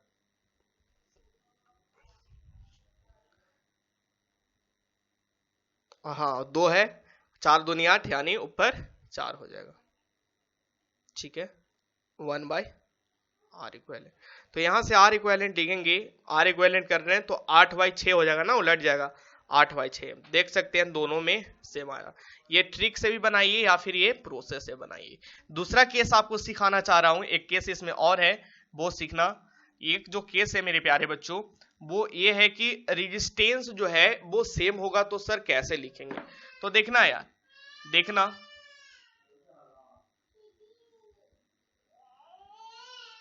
4 ओम 4 ओम 4 ओम, ये सारा आपस में क्या है मेरे प्यारे बच्चों, सेम है, ठीक है, एक ही तरह का रेजिस्टेंस है। तो यहाँ पे आर इक्विवेलेंट जो लिखेंगे R/N कर देंगे।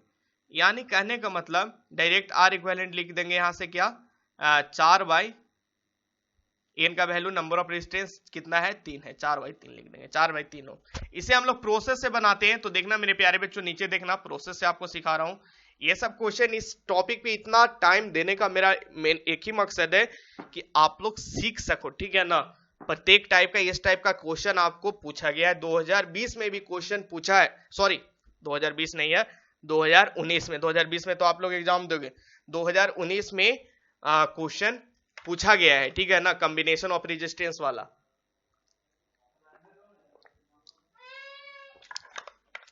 मिक्स्ड कम्बिनेशन का मैं क्वेश्चन एक दो को क्वेश्चन करवाऊंगा। अभी मिक्स्ड कम्बिनेशन यहाँ पे नहीं बता रहे, लेकिन मिक्स्ड कम्बिनेशन का क्वेश्चन आपको 1 से 2 करवाएंगे।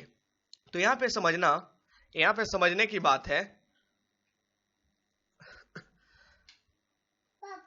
ये वाला ध्यान दीजिएगा, ये वाला भी सीखना बहुत जरूरी है। लास्ट टाइप हो गया, देखिए किस टाइप का है, हाँ यही वाला जो मैं सिखा रहा हूं, देखना। ये ट्रिक से निकाल दिया भाई, ये ट्रिक हो गया। और इसे प्रोसेस से बनाएंगे तो ऐसे लिखेंगे 1/r इक्वेलेंट 1/4 प्लस 1/4 प्लस 1/4, यानी करने का मतलब एलसीएम कितना आ गया, 4 आ गया, और 1 प्लस 1 प्लस 1, ठीक है ना, एलसीएम 4 है, नीचे कॉमन है। तो 1/r इक्वेलेंट जो होगा मेरे प्यारे बच्चों, r इक्वेलेंट यहां से लिखेंगे तो 4/3 डायरेक्ट लिख सकते हैं।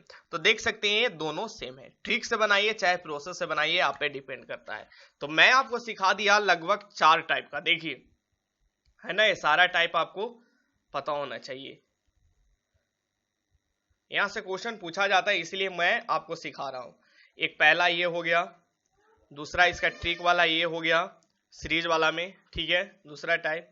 फिर हम लोग सीखें यहाँ से तीसरा टाइप ये सीखें, उसके बाद चौथा ये सीखें 2 वाला केस में, ठीक है, उसके बाद 5वां ये सीखें। यानी 5 टाइप का मैं आपको सिखा दिया रेजिस्टेंस बनाने के लिए। इससे ज्यादा नहीं पूछेगा, इससे आपको ज्यादा एक मिक्स्ड कॉम्बिनेशन से पूछ सकता है। तो मिक्स्ड कॉम्बिनेशन जब मैं क्वेश्चन आपको करवाऊंगा तो वहां पे आपको समझा दूंगा मिक्स्ड कॉम्बिनेशन का कैसे बनता है, ठीक है। मिक्स्ड कॉम्बिनेशन सिंपल सी बात होता है, रेजिस्टेंस और पैरेलल दोनों आपस में रेजिस्टेंस को जोड़ दिया जाता है, ठीक है ना मेरे प्यारे बच्चों। तो मैं आपको सिखाना चाहता हूं, सिखा दूं क्या यार, चलिए हीटिंग पढ़ना है, हीटिंग ये सब आप लोग पढ़ भी सकते हैं, इसमें उतना टाइम नहीं लगेगा, बस रीडिंग देकर निकलना है। जो मेरा मेन मकसद है वो न्यूमेरिकल के लिए, तो न्यूमेरिकल के लिए सीरीज कॉम्बिनेशन और मिक्स्ड कॉम्बिनेशन का भाई थोड़ा सा कॉन्सेप्ट मैं आपको समझाना चाहता हूं, तो समझिएगा।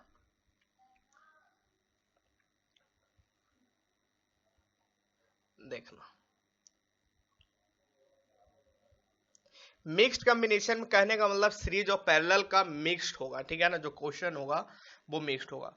क्वेश्चन कुछ इस टाइप से रहेगा, यहाँ पे रेजिस्टेंस लगा हुआ है 2 ओम का, और फिर यहाँ पे रेजिस्टेंस जो लगा हुआ है, थोड़ा सा इससे मैं थोड़ा टफ भी क्वेश्चन करवाऊंगा, हीट स्टोन ब्रिज भी थोड़ा सा सिखाऊंगा, लेकिन मैं सोच रहा हूँ वो सब इलेक्ट्रोस्टैट जब पढ़ना तो खैर हीट स्टोन ब्रिज यहाँ पे ही है, लेकिन इलेक्ट्रोस्टैट जब मैं पढ़ाऊंगा तो आपको मैं वहां पे समझाऊंगा अच्छे से।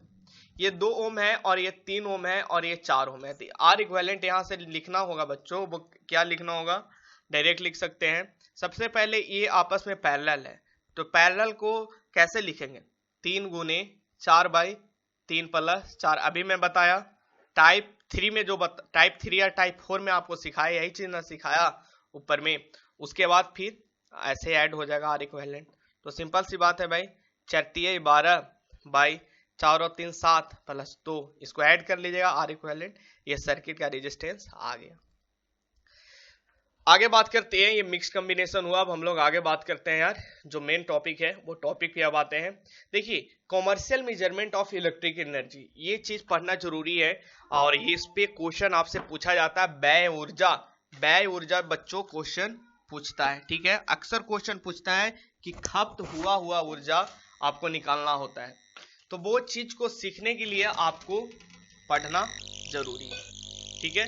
तो चलिए, कॉमर्शियल हम जानते हैं कि 1 वाट शक्ति के परिपथ 1 जूल ऊर्जा प्रति सेकेंड है ना। पावर जो होता है वो बर्गडन अपन टाइम होता है, और बर्गडन को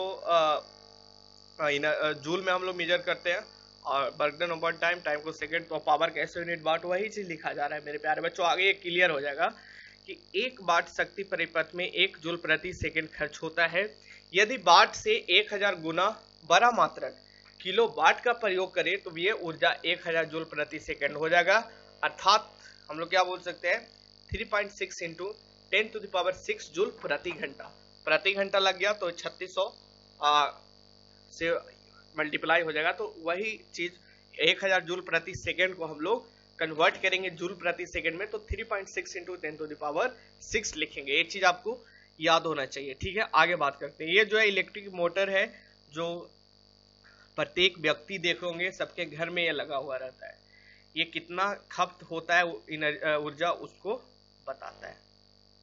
तो 1 किलोवाट शक्ति परिपथ में 1 घंटा तक कार्य करता है। तो विद्युत ऊर्जा किलोवाट घंटा, किलोवाट आवर कहते हैं, किलोवाट घंटा ही एक यूनिट विद्युत ऊर्जा कहा जाता है। ठीक है, आपके घर में जो ऊर्जा जो आप लोग जैसे कोई रीडिंग देने वाला आता है उससे पूछते हैं कि कितना यूनिट हमने खर्च किया, तो 1 यूनिट जो होता है वो क्या होता है, किलोवाट आवर। ठीक है ना, किलोवाट घंटा को ही 1 यूनिट कहते हैं। 1 यूनिट होता है किलोवाट आवर, 1 किलोवाट आवर। ठीक है, ये चीज याद रखना, ये चीज वेरी वेरी इंपॉर्टेंट क्वेश्चन है। आगे बात करते हैं 1 किलोवाट घंटा। 1 किलोवाट घंटा में हम लोग क्या लिख सकते हैं, 3.6 इंटू 10⁻6 जूल। ऊपर अभी बताया, इसी को तो 1 यूनिट लिख सकते हैं, 1 यूनिट भी बोल सकते हैं। चलिए आगे ये सब याद रखना, ये सारा पॉइंट्स याद रखना बहुत इंपॉर्टेंट है। उदाहरण के लिए आप लोग देख सकते हैं, यदि 10 वाट के 10 बल्ब 10 घंटे तक जलते हैं तो प्रयोग की गई विद्युत ऊर्जा क्या होगी। यार मेरे प्यारे बच्चों, 10 वाट का बल्ब है, 10 वाट का बल्ब है, 10 घंटे के लिए जलता है, और 10 वाट के बल्ब 10 बल्ब है। ठीक है, 10 वाट के 10 बल्ब 10 घंटे के लिए जलता है, तो सिंपल हम लोग बोल सकते हैं वो 1000 वाट घंटा, उसका जो एनर्जी है वो 1000 वाट घंटा है। ठीक है, और इसी को हम लोग किलोवाट में 1 किलोवाट आवर लिख सकते हैं। 1 किलोवाट में 1000 वाट होता है, इसीलिए 1 किलोवाट आवर लिखें, और 1 किलोवाट 1 आवर 1 यूनिट के बराबर होता है। ये चीज ऊपर में आपको बताया, एक एग्जांपल के तौर पे आपको समझा दिया। यहां से मैं क्वेश्चन आपको करवाऊंगा, और जब मैं वहां पे किलोवाट आवर में मेजरमेंट लूंगा तो आप ये मत पूछना कि सर किलोवाट आवर में क्यों ले रहे हैं। किलोवाट ही आवर में 1 यूनिट इज इक्वल टू, जो इंडस्ट्रियल स्केल पे हम लोग विद्युत ऊर्जा का खपत जो मेजर करते हैं वो किलोवाट आवर में ही मेजर करते हैं। ठीक है, तो ये चीज आपको पता होना चाहिए। अब थोड़ा सा हीटिंग इफेक्ट ऑफ करेंट्स के बारे में जान लेते हैं। तो मेरे प्यारे बच्चों, किसी चालक अथवा परिपथ में विद्युत धारा प्रवाहित होने पर वो गर्म कर देती है। ठीक है, जैसे आप लोग देखोगे, इसको ऐसे भी मैं आपको समझा सकता हूं कि जैसे आपके घर में स्टेबलाइजर वगैरह है जो वोल्टेज को कंट्रोल करता है, वो क्या होता है ना कि ज्यादा देर उसको यूज करने पे वो गर्म हो जाता है। तो यही उसका मेन कारण है, हीटिंग इफेक्ट, करंट का हीटिंग इफेक्ट। क्योंकि बच्चों जैसे सपोज दैट मैं आपको बताना चाहता हूं, एक तरफ करंट फ्लो हो रहा है, ठीक है, और दूसरा रेजिस्टेंस जो है वो करंट को अपोज कर रहा है, दोनों आपस में टकरा रहा है। तो आपस में टकराने से एक तरह से थोड़ा इंटरनल सोच के मॉलिक्यूल लेवल पे सोचिए, फ्रिक्शन पैदा होता है। ठीक है, तो फ्रिक्शन के कारण गर्म होने लगता है। तो वही चीज यहाँ पे लिखा हुआ है, किसी चालक अथवा परिपथ में विद्युत धारा प्रवाहित होने पर वो गर्म कर देती है, इसे विद्युत धारा की उष्मीय प्रवाह कहते हैं। ठीक है, heating effect of electric current कहते हैं। यदि चालक का प्रतिरोध R है, T समय तक I धारा प्रवाहित होने पर उत्पन्न ऊष्मा H is equal to I² RT से पूछा जाता है, और ये फॉर्मूला बहुत इंपॉर्टेंट है, वेरी वेरी इंपॉर्टेंट। ठीक है, ये फॉर्मूला बहुत ज्यादा इंपॉर्टेंट है। या फिर इसे और हम लोग लिख सकते हैं, देखिए ऐसे भी लिख सकते हैं मेरे प्यारे बच्चों, समझना, H is equal to I² RT। ठीक है, ये तो पता हो गया। और एक चीज समझना, V is equal to IR होता है। ठीक है, तो इसे ऐसे भी लिख सकते हैं, H is equal to I गुने R गुने T, I² की जगह I कर दिए, और IR के जगह भी लिख सकते हैं ना यार। तो H is equal to I गुने V गुने T, या फिर H is equal to VI। ये भी फॉर्मूला बहुत ज्यादा इंपॉर्टेंट है, और ये भी फॉर्मूला, ये दोनों फॉर्मूला आपको याद रखना है, वेरी वेरी इंपॉर्टेंट। सभी लोग वीडियो को लाइक करें यार, वीडियो को शेयर करें। ठीक है, चलिए आगे बात करते हैं, ये दोनों फॉर्मूला याद रखना है। विद्युत धारा की उष्मीय प्रभाव को जूल हीटिंग या ओमिक हीटिंग या प्रतिरोध उष्मा रेजिस्टिव हीटिंग भी कहा जाता है। ये याद रखना है, आपके नॉलेज के लिए है, ठीक है। और वही देखिए एप्लीकेशन है, एप्लीकेशन मैं आपको समझाना चाहता हूँ, पढ़ कर आगे बढ़ेंगे। एप्लीकेशन में उतना टाइम आपको देना नहीं है, यहाँ से जो जो इम्पोर्टेंट है उसके बाद। और सबसे ज्यादा इम्पोर्टेंट चीज है ये चीज, PVIR के संबंध में इंटर रिलेशन, बहुत ज्यादा इम्पोर्टेंट चीज है यार, क्योंकि यहाँ से न्यूमेरिकल बनते हैं, अच्छा अच्छा क्वेश्चन बनेगा। तो मेरे प्यारे बच्चों देखिए आगे बात करते हैं। इलेक्ट्रिक फ्यूज, विद्युत परिपथों की सुरक्षा हेतु विद्युत फ्यूज का प्रयोग किया जाता है। बिल्कुल आपसे क्वेश्चन पूछेगा कि विद्युत फ्यूज को हम लोग क्यों प्रयोग करते हैं, तो विद्युत परिपथों की सुरक्षा के लिए, ठीक है। पहला MCQ निकल के आया, इसमें उच्च प्रतिरोध और निम्न गलनांक का एक पतला तार होता है, बहुत ज्यादा इंपॉर्टेंट, 10 स्टार भी लगा देंगे तो कम होगा। उच्च प्रतिरोध और निम्न गलनांक, कल क्वेश्चन में ये पूछेंगे, गलत कोई मत करना, पतला तार होता है, वेरी वेरी इंपॉर्टेंट। चलिए 10 स्टार वाला है। और सारे बच्चे नोट्स बनाते हुए चलेंगे, मैं फिर से बोल रहा हूं, जो पेड वाले बच्चे हैं सारे बच्चे नोट्स बनाएंगे। इतना मेहनत से इतना समझाने का एक ही मकसद है कि ये चीज आपके द्वारा आपके कॉपी में लिखा जाना चाहिए, ठीक है ना मेरे प्यारे बच्चों। तभी आप जब रिवीजन करने बैठोगे ना लास्ट में, तब आप रिवीजन कर पाओगे, नहीं तो वहां पे लास्ट के टाइम में दिमाग आपका काम नहीं करेगा कि कौन चीज पढ़ाई करें, इतना ज्यादा सिलेबस रहेगा। क्योंकि आपको केमिस्ट्री भी पढ़ना है, फिजिक्स भी पढ़ना है और मैथ भी पढ़ना है, ठीक है। तो जिस परिपथ से श्रेणी क्रम में संबंध कर देते, जिसे परिपथ में हम लोग श्रेणी क्रम में यानी सीरीज में उसे जोड़ देते हैं।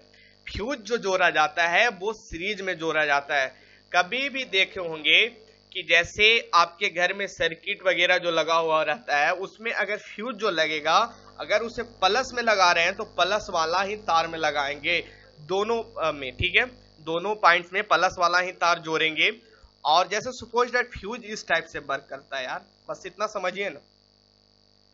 ये एक वायर है, एक वायर है और दूसरा वायर ये है, ठीक है, ये दोनों वायर है।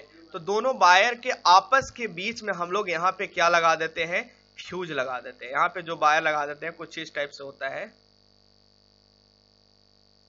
फ्यूज लगा देते हैं। और ये जो होता है ना, ये बिल्कुल पतला होता है।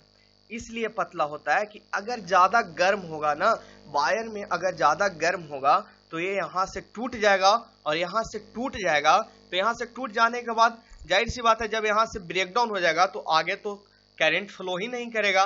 जब आगे करंट नहीं फ्लो करेगा तो किसी तरीका के डैमेज नहीं हो पाएगा।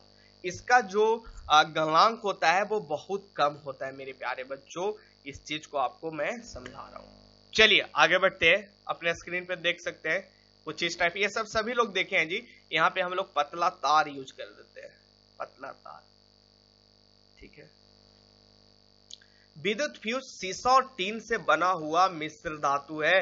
बहुत ज्यादा इंपॉर्टेंट पॉइंट्स, विद्युत फ्यूज जो है वो किसका मिश्र धातु है, वो सीसा और टीन का बना हुआ मिश्र धातु है। Very very important. आगे बात करते हैं इलेक्ट्रिक बल्ब। बल्ब में टंगस्टन धातु का पतला कुंडली नुमा तंतु लगा हुआ होता है, जो सभी लोग देखे हैं।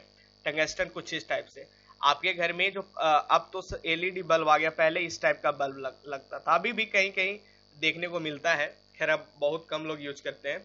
इस टाइप का बल्ब रहता था और यहाँ से ऐसे करके ऐसे ऐसे ऐसे रहता था, ठीक है, इस टाइप से।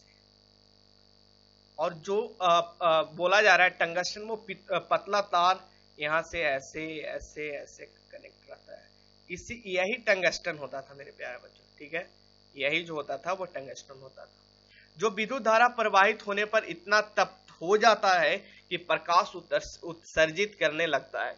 यानी कहने का मतलब जैसे विद्युत धारा प्रवाह होता था तो ये इतना ज्यादा जलने लगता था, इतना ज्यादा तपने लगता था कि उससे जो है वो प्रकाश उत्पन्न होता था। और टंगस्टन का गलनांक ज्यादा होता है, अगर इसका गलनांक कम होगा तो वो मेल्ट कर जाएगा ना यार, विद्युत से तो वो टूट जाएगा। तो इसका गलनांक बहुत ज्यादा होता था। फ्यूज देखिए, कभी भी इस टाइप का बल्ब जो होता था वो फ्यूज करता था। जनरली हम लोग बोलते थे बल्ब नहीं जल रहा तो बोलते थे फ्यूज हो गया। तो आप लोग देखे होंगे कि फ्यूज होता था तो टंगस्टन टूट जाता था। टूट इसलिए जाता था कि उसका औकात से ज्यादा, उसका जितना गलांक है उससे ज्यादा उसमें इलेक्ट्रिसिटी चला गया, ठीक है, विद्युत चला गया, उसके चलते वो ब्रेक डाउन हो जाता था और बल्ब नहीं जलता था और हम लोग बोलते थे वो फ्यूज हो गया। अतः यह उच्च तापमान पर भी पिघलता नहीं है। साथ ही बल्ब में टंगस्टन को ऑक्सीजन गैस के संपर्क से दूर रखा जाता है, इसीलिए वहां पे हम लोग अक्रिय गैस भी भरते हैं ताकि ऑक्सीजन गैस से संपर्क में नहीं आए, नहीं तो उच्च तापमान पे गर्म टंगस्टन फिलामेंट जल जाएगी। क्यों रखते हैं ये सब आप देख सकते हैं, लिखा हुआ है ऑक्सीजन मुक्त रहने हेतु निर्वात रखते हुए अक्रिय गैस, जो मैं अभी बोला, भर देते हैं। अक्रिय गैस भरने पे बल्ब में निम्न दाब की स्थिति नहीं रहती है। Inside gas is organ with nitrogen, और अंदर में जो गैस भरा जाता है मेरे प्यारे बच्चों, वो कौन सा गैस होता है? आर्गन के साथ साथ नाइट्रोजन होता है। वेरी वेरी इंपॉर्टेंट, ठीक है, ठीक है। और जो ये देखिए बल्ब तो है ही जी, ये जो गैस है वो गैस कौन सा है? आर्गन प्लस नाइट्रोजन, और ये जो है इसे हम लोग टंगस्टन कहते हैं, ठीक है। चलिए आगे बात करते हैं। अब इलेक्ट्रिक पावर की बात करते हैं, विद्युत शक्ति की बात करते हैं। विद्युत शक्ति है कार्य करने की दर। कार्य करने की दर को हम लोग क्या कहते हैं मेरे प्यारे बच्चों? विद्युत शक्ति कहते हैं। क्या कहते हैं? कार्य करने की दर को हम लोग शक्ति कहते हैं। ये वर्क पावर एनर्जी में भी मैं आपको समझाया था, बिल्कुल वही चीज यहाँ पे भी पढ़ना है। बस यहाँ पे विद्युत शक्ति था, वहां से पावर पढ़ना था, और यहाँ इलेक्ट्रिक पावर यानी जो पावर इलेक्ट्रिक के द्वारा विद्युत द्वारा लगाया गया उस चीज को अध्ययन करेंगे, बाकी सारा कॉन्सेप्ट वही रहेगा। तो कार्य करने की दर को शक्ति कहते हैं, अथवा दूसरे शब्दों में बोल सकते हैं किसी परिपथ द्वारा एकांक समय में प्रयुक्त ऊर्जा को उस परिपथ का विद्युत शक्ति कहते हैं। ये फॉर्मूला याद रखना, शक्ति जो होता है वो वर्क डन अपॉन टाइम होता है। ये चीज आपको वर्क पावर एनर्जी में बहुत अच्छे से तरीका से समझाया हूं। ऐसा यूनिट भी आपको समझाया हूं, इसका ऐसा यूनिट जूल प्रति सेकेंड होता है, ठीक है, जूल पर सेकेंड। एक गलत लिख दिया है, स्पेलिंग गलत है, स्पेलिंग ये होगा, ठीक है ना, JOULE, और इसे P द्वारा दर्शाते हैं। वाट में विद्युत शक्ति को व्यक्त करने के लिए वॉटेज का प्रयोग भी किया जाता है, ठीक है, ये चीज आपको पता होना चाहिए। अब जो इंपॉर्टेंट चीज है, बहुत ज्यादा इंपॉर्टेंट चीज है, वो चीज का हम लोग अध्ययन करने जा रहे हैं मेरे प्यारे बच्चों। उसके साथ जो सूत्र है, जो अक्सर पूछा जाता है, जिससे न्यूमेरिकल बनेगा, वो सूत्र को अध्ययन करने जा रहे हैं। वो सूत्र आपको याद रखना बहुत जरूरी है।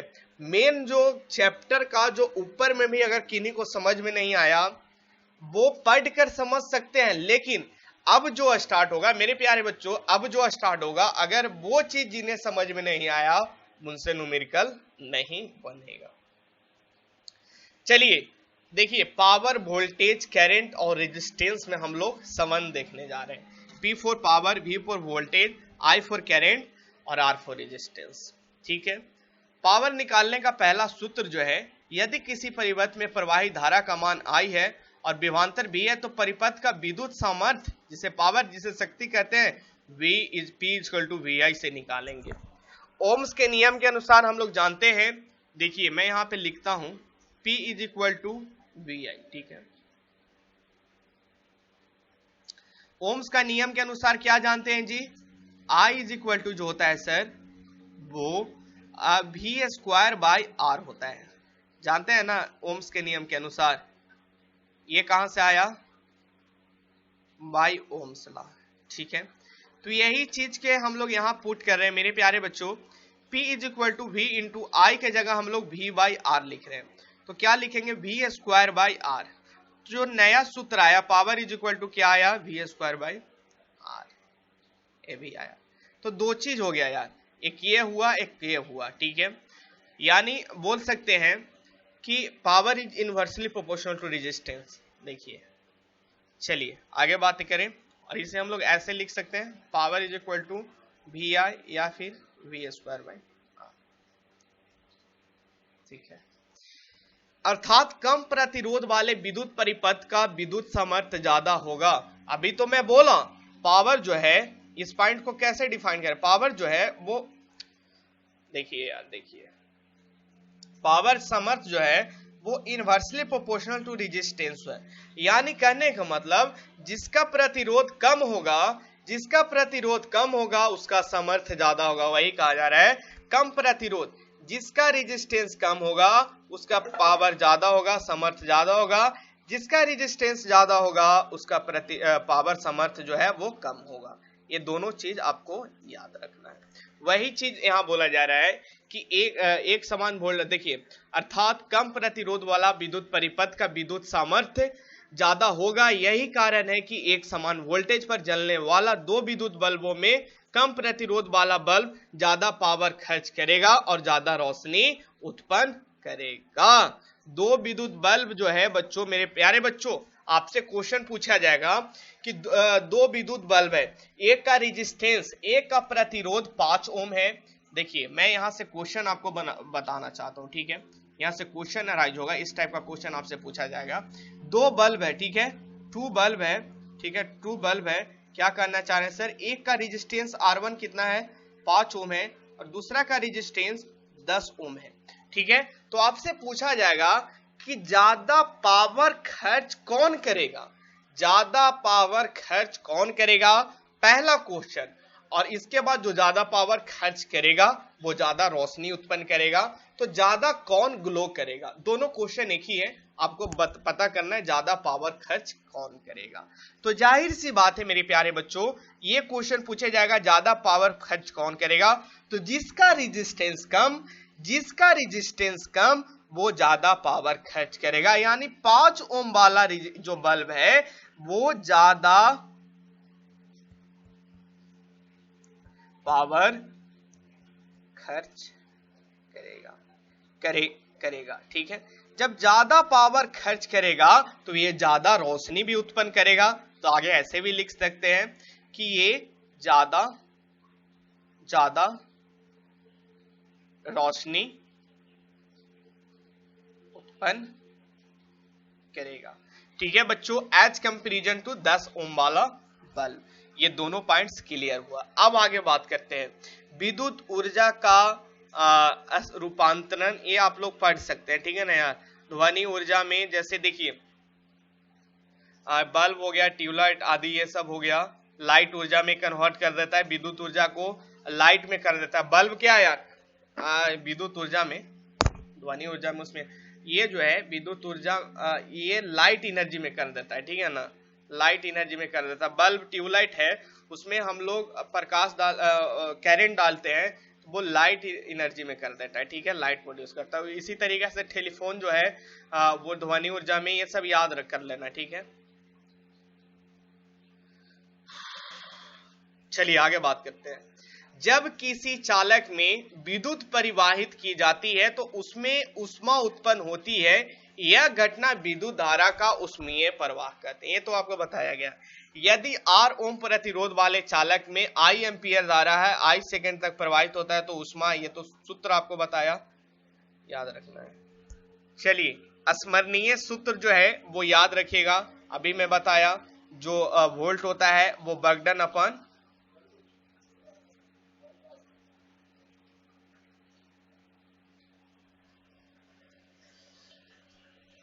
चलिए ये चीज कहां से आया है, आपको थोड़ा सा दिक्कत होगा, मैं आपको समझा रहा हूं। देखना पावर क्या होता है मेरे प्यारे बच्चों, पावर जो होता है वो बर्गडन अपॉन टाइम होता है। और एक चीज आपको मैं बताया था, Q is equal to I T बताया था, जो कल का क्लास में बताया था, Q is equal to I T. तो T इज इक्वल टू क्या लिखेंगे, Q बाई, हाँ T is equal to Q by I लिखेंगे, ठीक है, Q बाई आई लिखेंगे। तो यहां से just hold a second, screen, चलिए हाँ आ गया, मुझे लगा स्क्रीन ब्लैक हो गया क्या।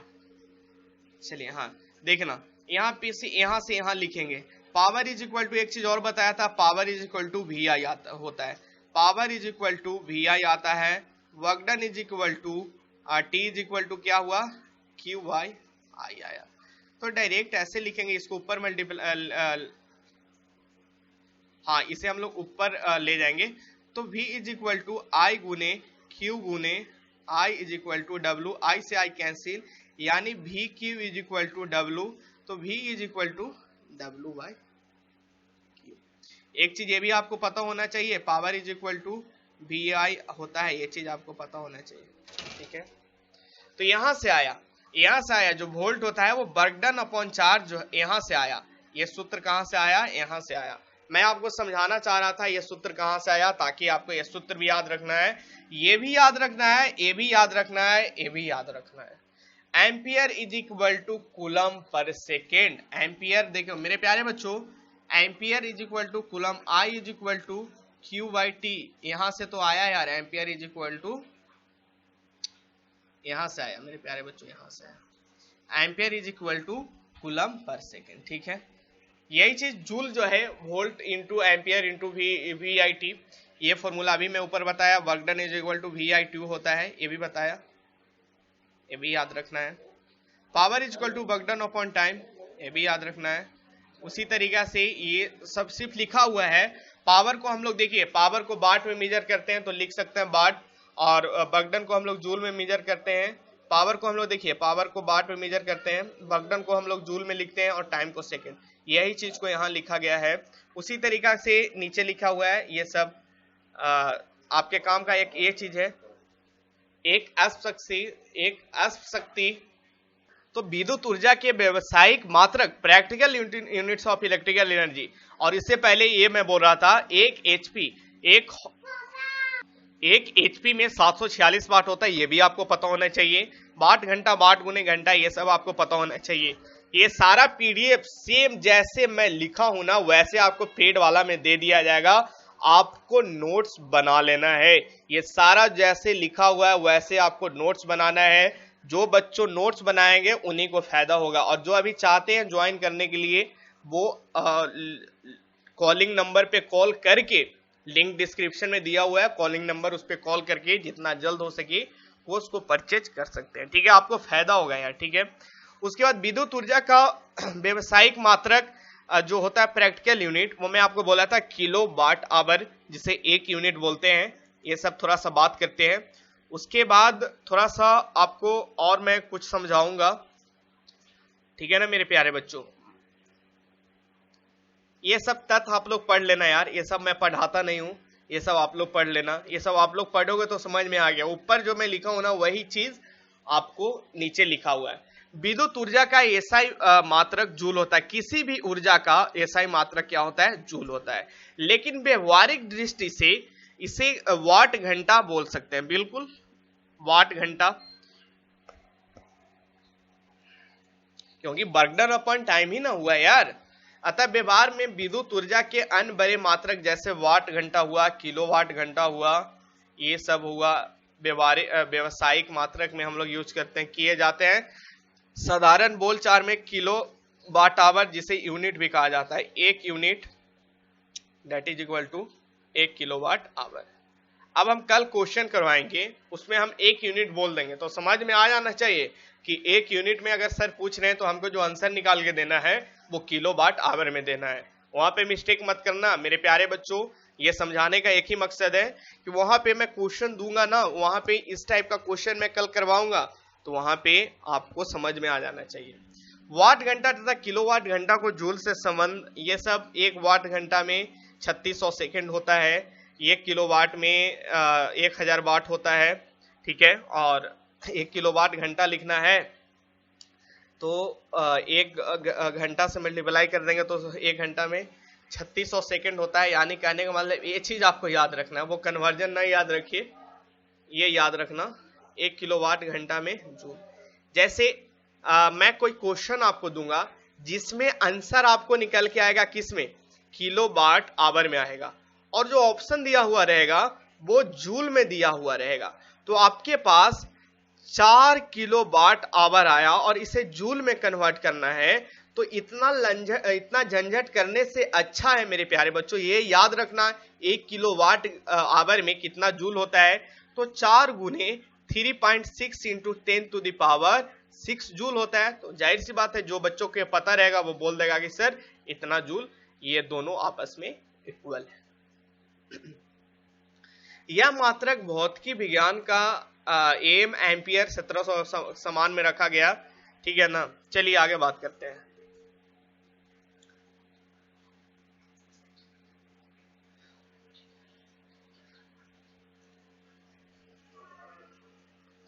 1 किलोवाट आवर का अर्थ 1 किलोवाट घंटा विद्युत ऊर्जा का वह मात्रा जो 1 किलोवाट विद्युत शक्ति बालित विद्युत परिपथ में 1 घंटे में व्यय होती है यानी खपत होती है। घरों में व्यय विद्युत ऊर्जा का माप, घरों में व्यय विद्युत ऊर्जा की माप किलोवाट घंटा यानी यूनिट में की जाती है। ये मैं पहले आपको बताया, स्टार्टिंग में बताया।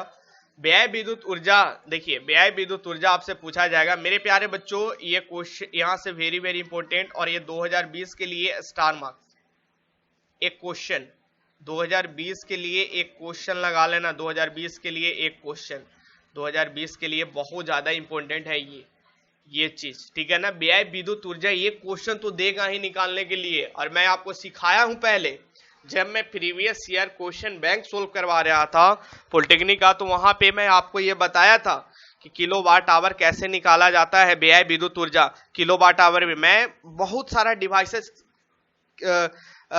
के व्यय विद्युत ऊर्जा में निकालने के लिए सिखाया था। मैं कल भी ये चीज को सिखाऊंगा, बस आपको ये जो आज बता रहे हैं वो आपको पता होना चाहिए। तो कहना क्या चाह रहे हैं, कुल शक्ति इंटू कुल समय बाई 1000 करना है। ऊर्जा जो है यार पावर गुने टाइम होता है, एनर्जी जो होता है वो पावर गुने टाइम होता है, ठीक है। और जो पावर होना चाहिए वो किलोवाट में होना चाहिए, पावर जो होना चाहिए वो किलोवाट में होना चाहिए, और टाइम जो होना चाहिए वो आवर्स में होना चाहिए। ये चीज याद रखना है, और जितना डिवाइसेस कनेक्ट है वो डिवाइसेस को मल्टीप्लाई कर देना है, ठीक है मेरे प्यारे बच्चों।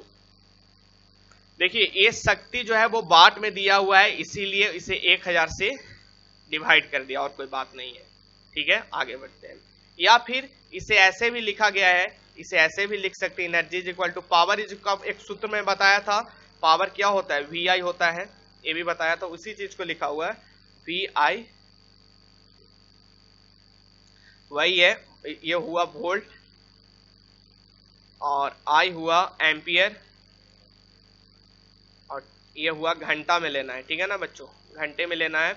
और ये जो है वो आपको किलो और इसे 1000 से डिवाइड करेंगे, है ना।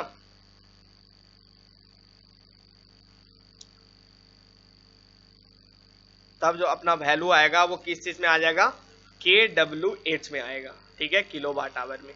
यही चीज को यहाँ पे लिखा गया है।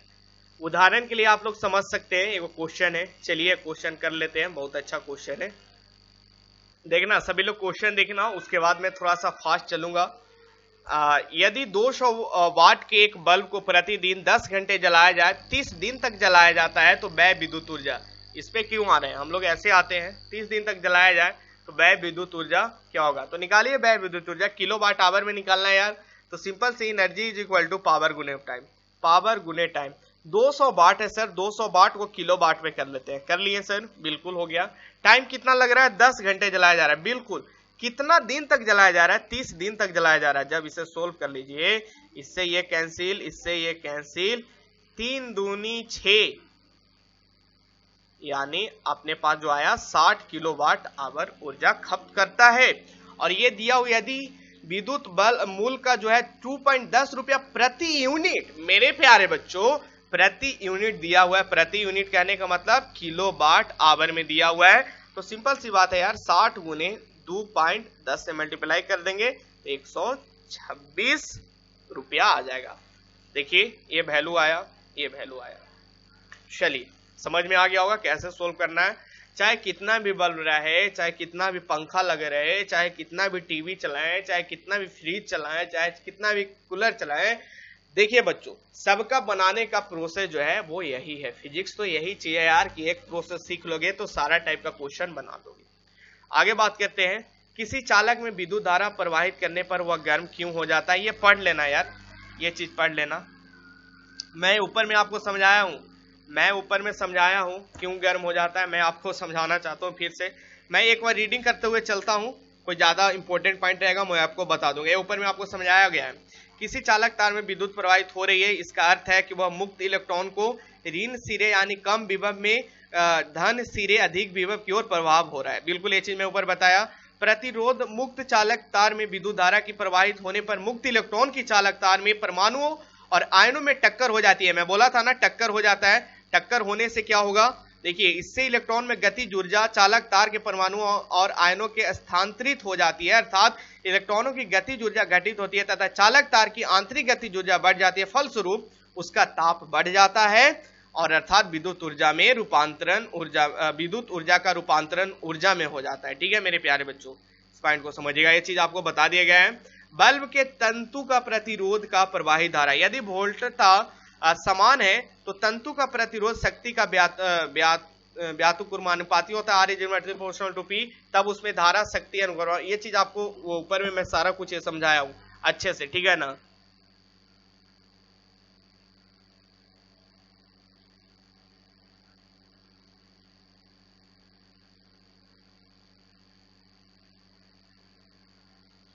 चलिए, ये जो ऊपर में इतना डाटा दिया हो ये आपके काम का कुछ नहीं है, बस काम का ये चीज है, वर्क डन जो होता है V इंटू आई और आई स्क्वायर आर टी या फिर V square by T by R, ये चीज मैं आपको समझाया हूँ, ठीक है ना मेरे प्यारे बच्चों, ये चीज मैं ऊपर में समझाया हूँ। मैं एक बार पढ़ के आपको आगे निकल जाना चाहता हूँ। तथ्य क्या है, परिपथ में लगाए गए विद्युत बल्ब का तंतु गर्म होकर चमकने लगता है, परंतु वही धारा संबंधक तारों यानी कनेक्टिंग वायर में प्रवाहित होती है तो वो क्यों नहीं चमकता है। ठीक है, कहा जा रहा है यार कि गर्म होकर चमकने लगता वही वायर, जब वही वायर को हम लोग संबंधक यानी कनेक्ट करते हैं तो वो चमकता क्यों नहीं है। तो समझिएगा उसी चीज का यहाँ पे लिखा हुआ है, work done is equal to I square R T के अनुसार work done is equal to directly proportional to R, यदि आई तथा टी नियत रहे, संबंधक तारों का प्रतिरोध नग्न लगभग शून्य होता है। बिल्कुल ये सब आप लोग पढ़ लीजिएगा यार, ठीक है ना, ये सब समझ में पढ़ लीजिएगा, बहुत अच्छे तरीके से लिखो, समझ में आ जाएगा। उसके बाद विद्युत मेंस में समांतर क्रम में 25 वाट और ये आपको दिया हुआ है, एक एग्जांपल के तौर पे समझाया हुआ है कि ऐसा क्यों होता है, ये पढ़ के समझना है आपको। अगर कहीं दिक्कत होता है इसमें तो डाउट पेड वाले बच्चे आप लोग मुझसे पूछ सकते हैं, ठीक है ना, आप लोग मुझसे पूछ सकते हैं या फिर ग्रुप में डालकर किसी बच्चे के माध्यम से हेल्प लेकर डाउट को क्लियर कर सकते हैं। मुझे पूरा विश्वास है कि ये चीज आपको समझ में आ जाएगा, जो लिखा हुआ है वो समझ में आ जाएगा। चलिए आगे बात करते हैं, क्योंकि अब अपने पास मात्र 4 से 5 मिनट का टाइम है, तो मैं आगे थोड़ा सा कुछ टॉपिक बचा हुआ है जो कि मुझे पढ़ाया गया है सारा, वो मैं ऊपर में डिस्कशन कर दिया हूँ, तो मैं चाहता हूँ ये चैप्टर को फिनिश ही कर दिया जाए, ठीक है, क्योंकि कल के लिए पूरा समय इस चैप्टर पे ले लेंगे अगर थ्योरी में तो आपका एक दिन का टाइम बर्बाद हो जाएगा यार, इसलिए मैं नहीं चाहता हूँ कि एक दिन का टाइम आपका बर्बाद हुए, कल पूरी तरीका से क्वेश्चन किया जाएगा, ठीक है।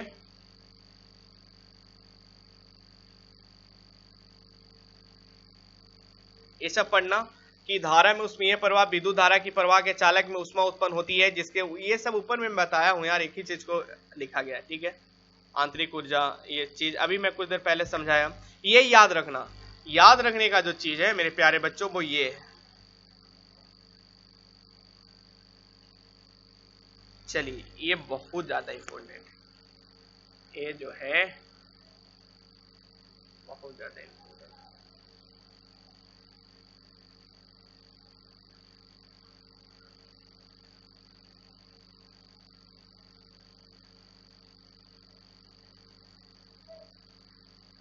चलिए इसे याद रखना आप लोग, ठीक है। आगे बढ़ते हैं और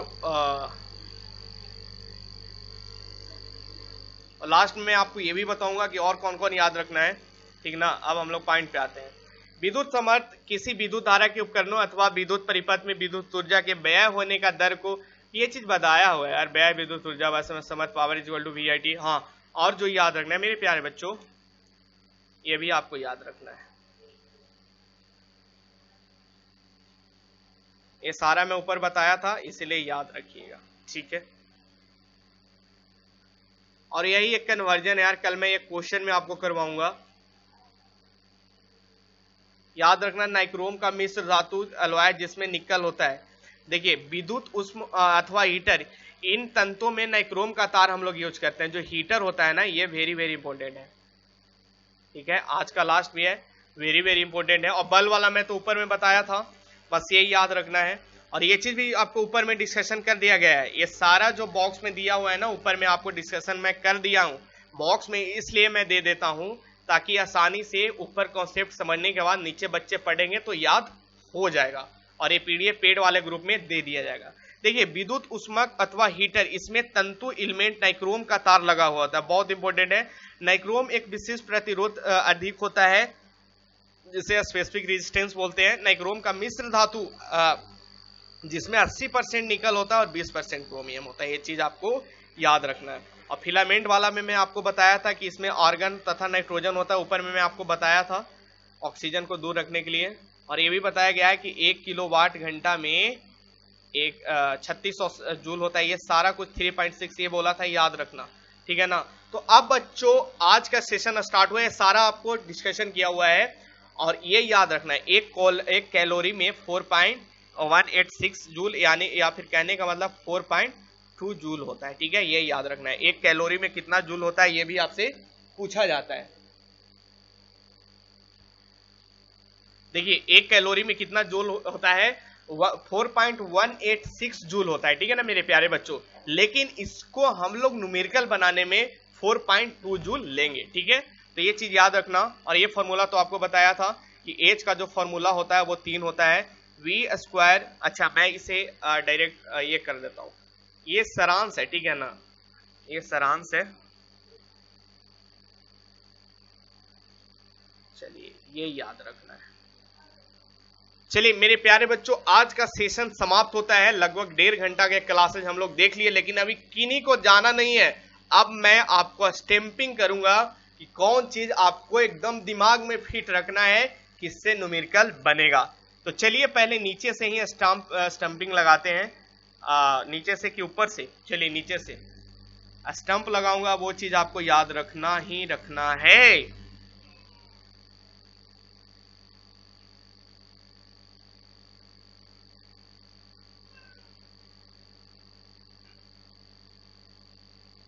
कहाँ गया भाई अपना स्टंप, हाँ चलिए मिल गया। अब लगाते हैं ये चीज,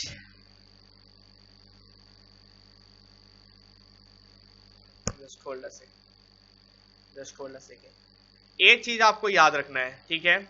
उसके बाद ये चीज आपको याद रखना है, हाँ ये चीज आपको याद रखना है।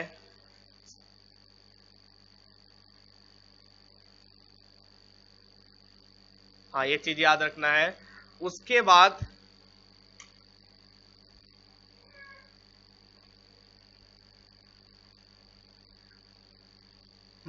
ये भी बहुत वेरी इंपॉर्टेंट पॉइंट है, ये भी पॉइंट्स आपको याद रखना है, ये भी पॉइंट्स आपको याद रखना है। ये सारा पॉइंट से क्वेश्चन बनता है और ये सब सारा पीडीएफ आपको दे दिया जाएगा, ठीक है मेरे प्यारे बच्चों। और उसके बाद ये भी आपको याद रखना है, ये भी याद रखना है। चलिए अब आगे बढ़ते हैं।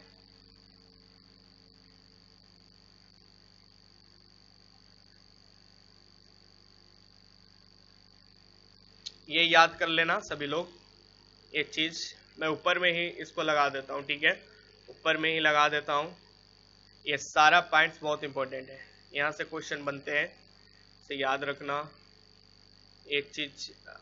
हाँ चलिए आगे बढ़ते हैं। और जो मैं लिखा हूं ना वो आपको याद होना चाहिए, ये स्मरण सूत्र आपको पता होना चाहिए मेरे प्यारे बच्चों। ये स्मरण सूत्र जो है, जस्ट होल्ड अ सेकेंड,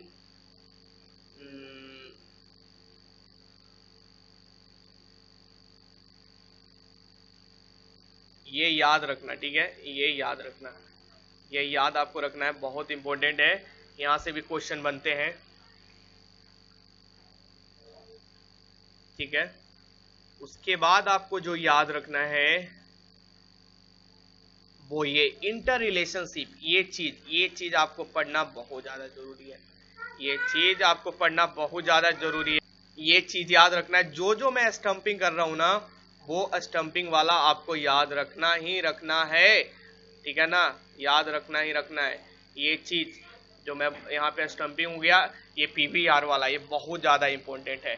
मैं कल आपको जब क्वेश्चन करवाऊंगा तो ये पीडीएफ मेरे पास भी रहेगा मेरे प्यारे बच्चों, और ये पीडीएफ आपके पास भी रहेगा। तो मैं फिर बोलूंगा, मैं आपको दिखाऊंगा और बोलूंगा कि देखो यार यहाँ से क्वेश्चन ही आया, ये यहाँ से क्वेश्चन आया, ये यहाँ से क्वेश्चन आया, ये कॉन्सेप्ट से क्वेश्चन आया, तो आपको पढ़कर आना है, ठीक है। इतना करने के बाद एक क्वेश्चन आपके लेवल पे नहीं छूटेगा, एक क्वेश्चन आपके लेवल पे नहीं छूटेगा। ये सूत्र भी याद रखना सारे बच्चों, ये सूत्र भी याद रखना, कहाँ गया यार अपना स्टंपिंग करने वाला? Just hold a second. हाँ, कौन सा सूत्र बोल रहे थे?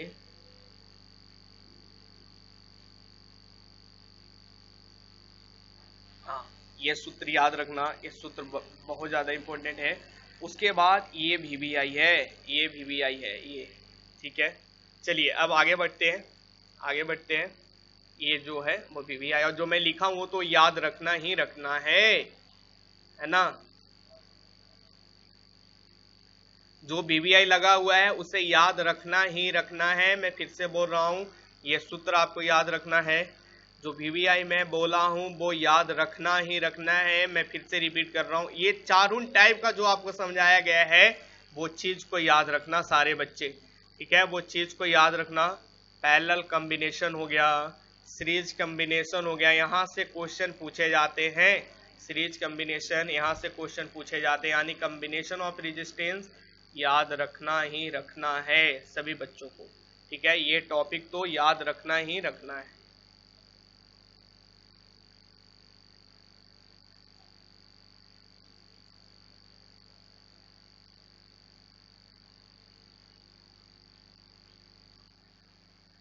चलिए आगे थोड़ा सा बात कर लेते हैं, और आपको क्या याद रखना है?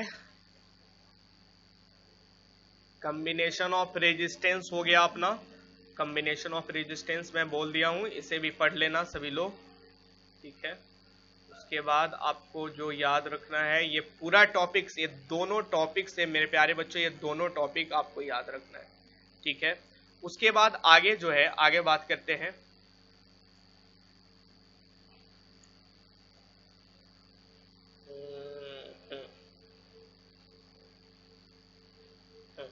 ये याद कर लेना, ये भी पूछा जाता है।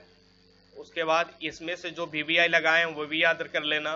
उसके बाद यहाँ से भी आप लोग याद कर लेना, यहाँ से भी पूछा जाता है। ये बहुत इंपॉर्टेंट है, ये चीज बहुत ज्यादा इंपॉर्टेंट है। उसके बाद जो मैं लिखा हूं वो तो खैर इंपॉर्टेंट है ही।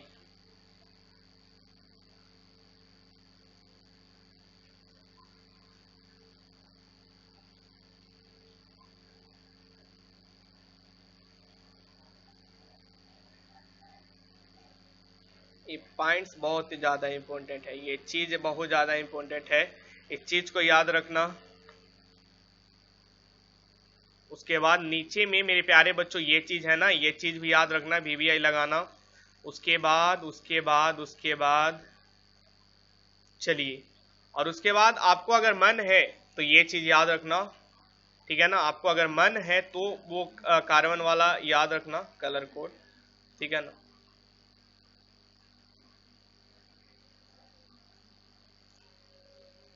उसके बाद ये ग्राफ बहुत ज्यादा इंपॉर्टेंट है जी, ये जो ग्राफ है वो बहुत ज्यादा इंपॉर्टेंट है। ये जो ग्राफ है ना वो बहुत ज्यादा इंपॉर्टेंट है, ये ग्राफ याद रख लेना सभी लोग। उसके बाद ओम्स लॉ तो आपको पता है, याद होना ही चाहिए।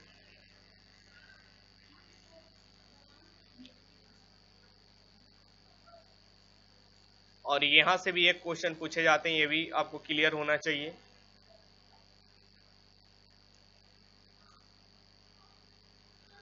सर्किट डायग्राम,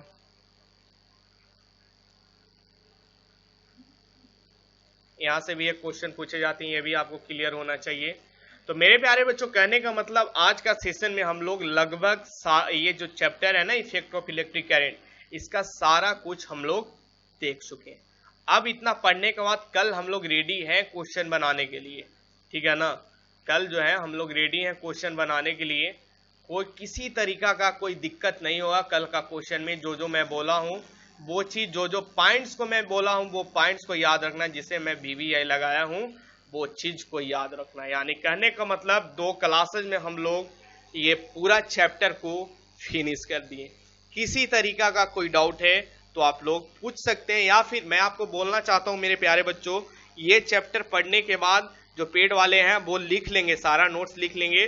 अगर आपको थोड़ा सा भी किसी टॉपिक में डाउट आ रहा है तो आप डिस्कशन ग्रुप में आज ही डाउट क्लियर कर लीजिए। उसके बाद हो सके शाम में आपके पास जो भी करंट इलेक्ट्रिसिटी से जो भी बुक है वो बुक बनाना स्टार्ट कर दें, ठीक है। आपके लेवल का होना चाहिए, क्वेश्चन बनेगा।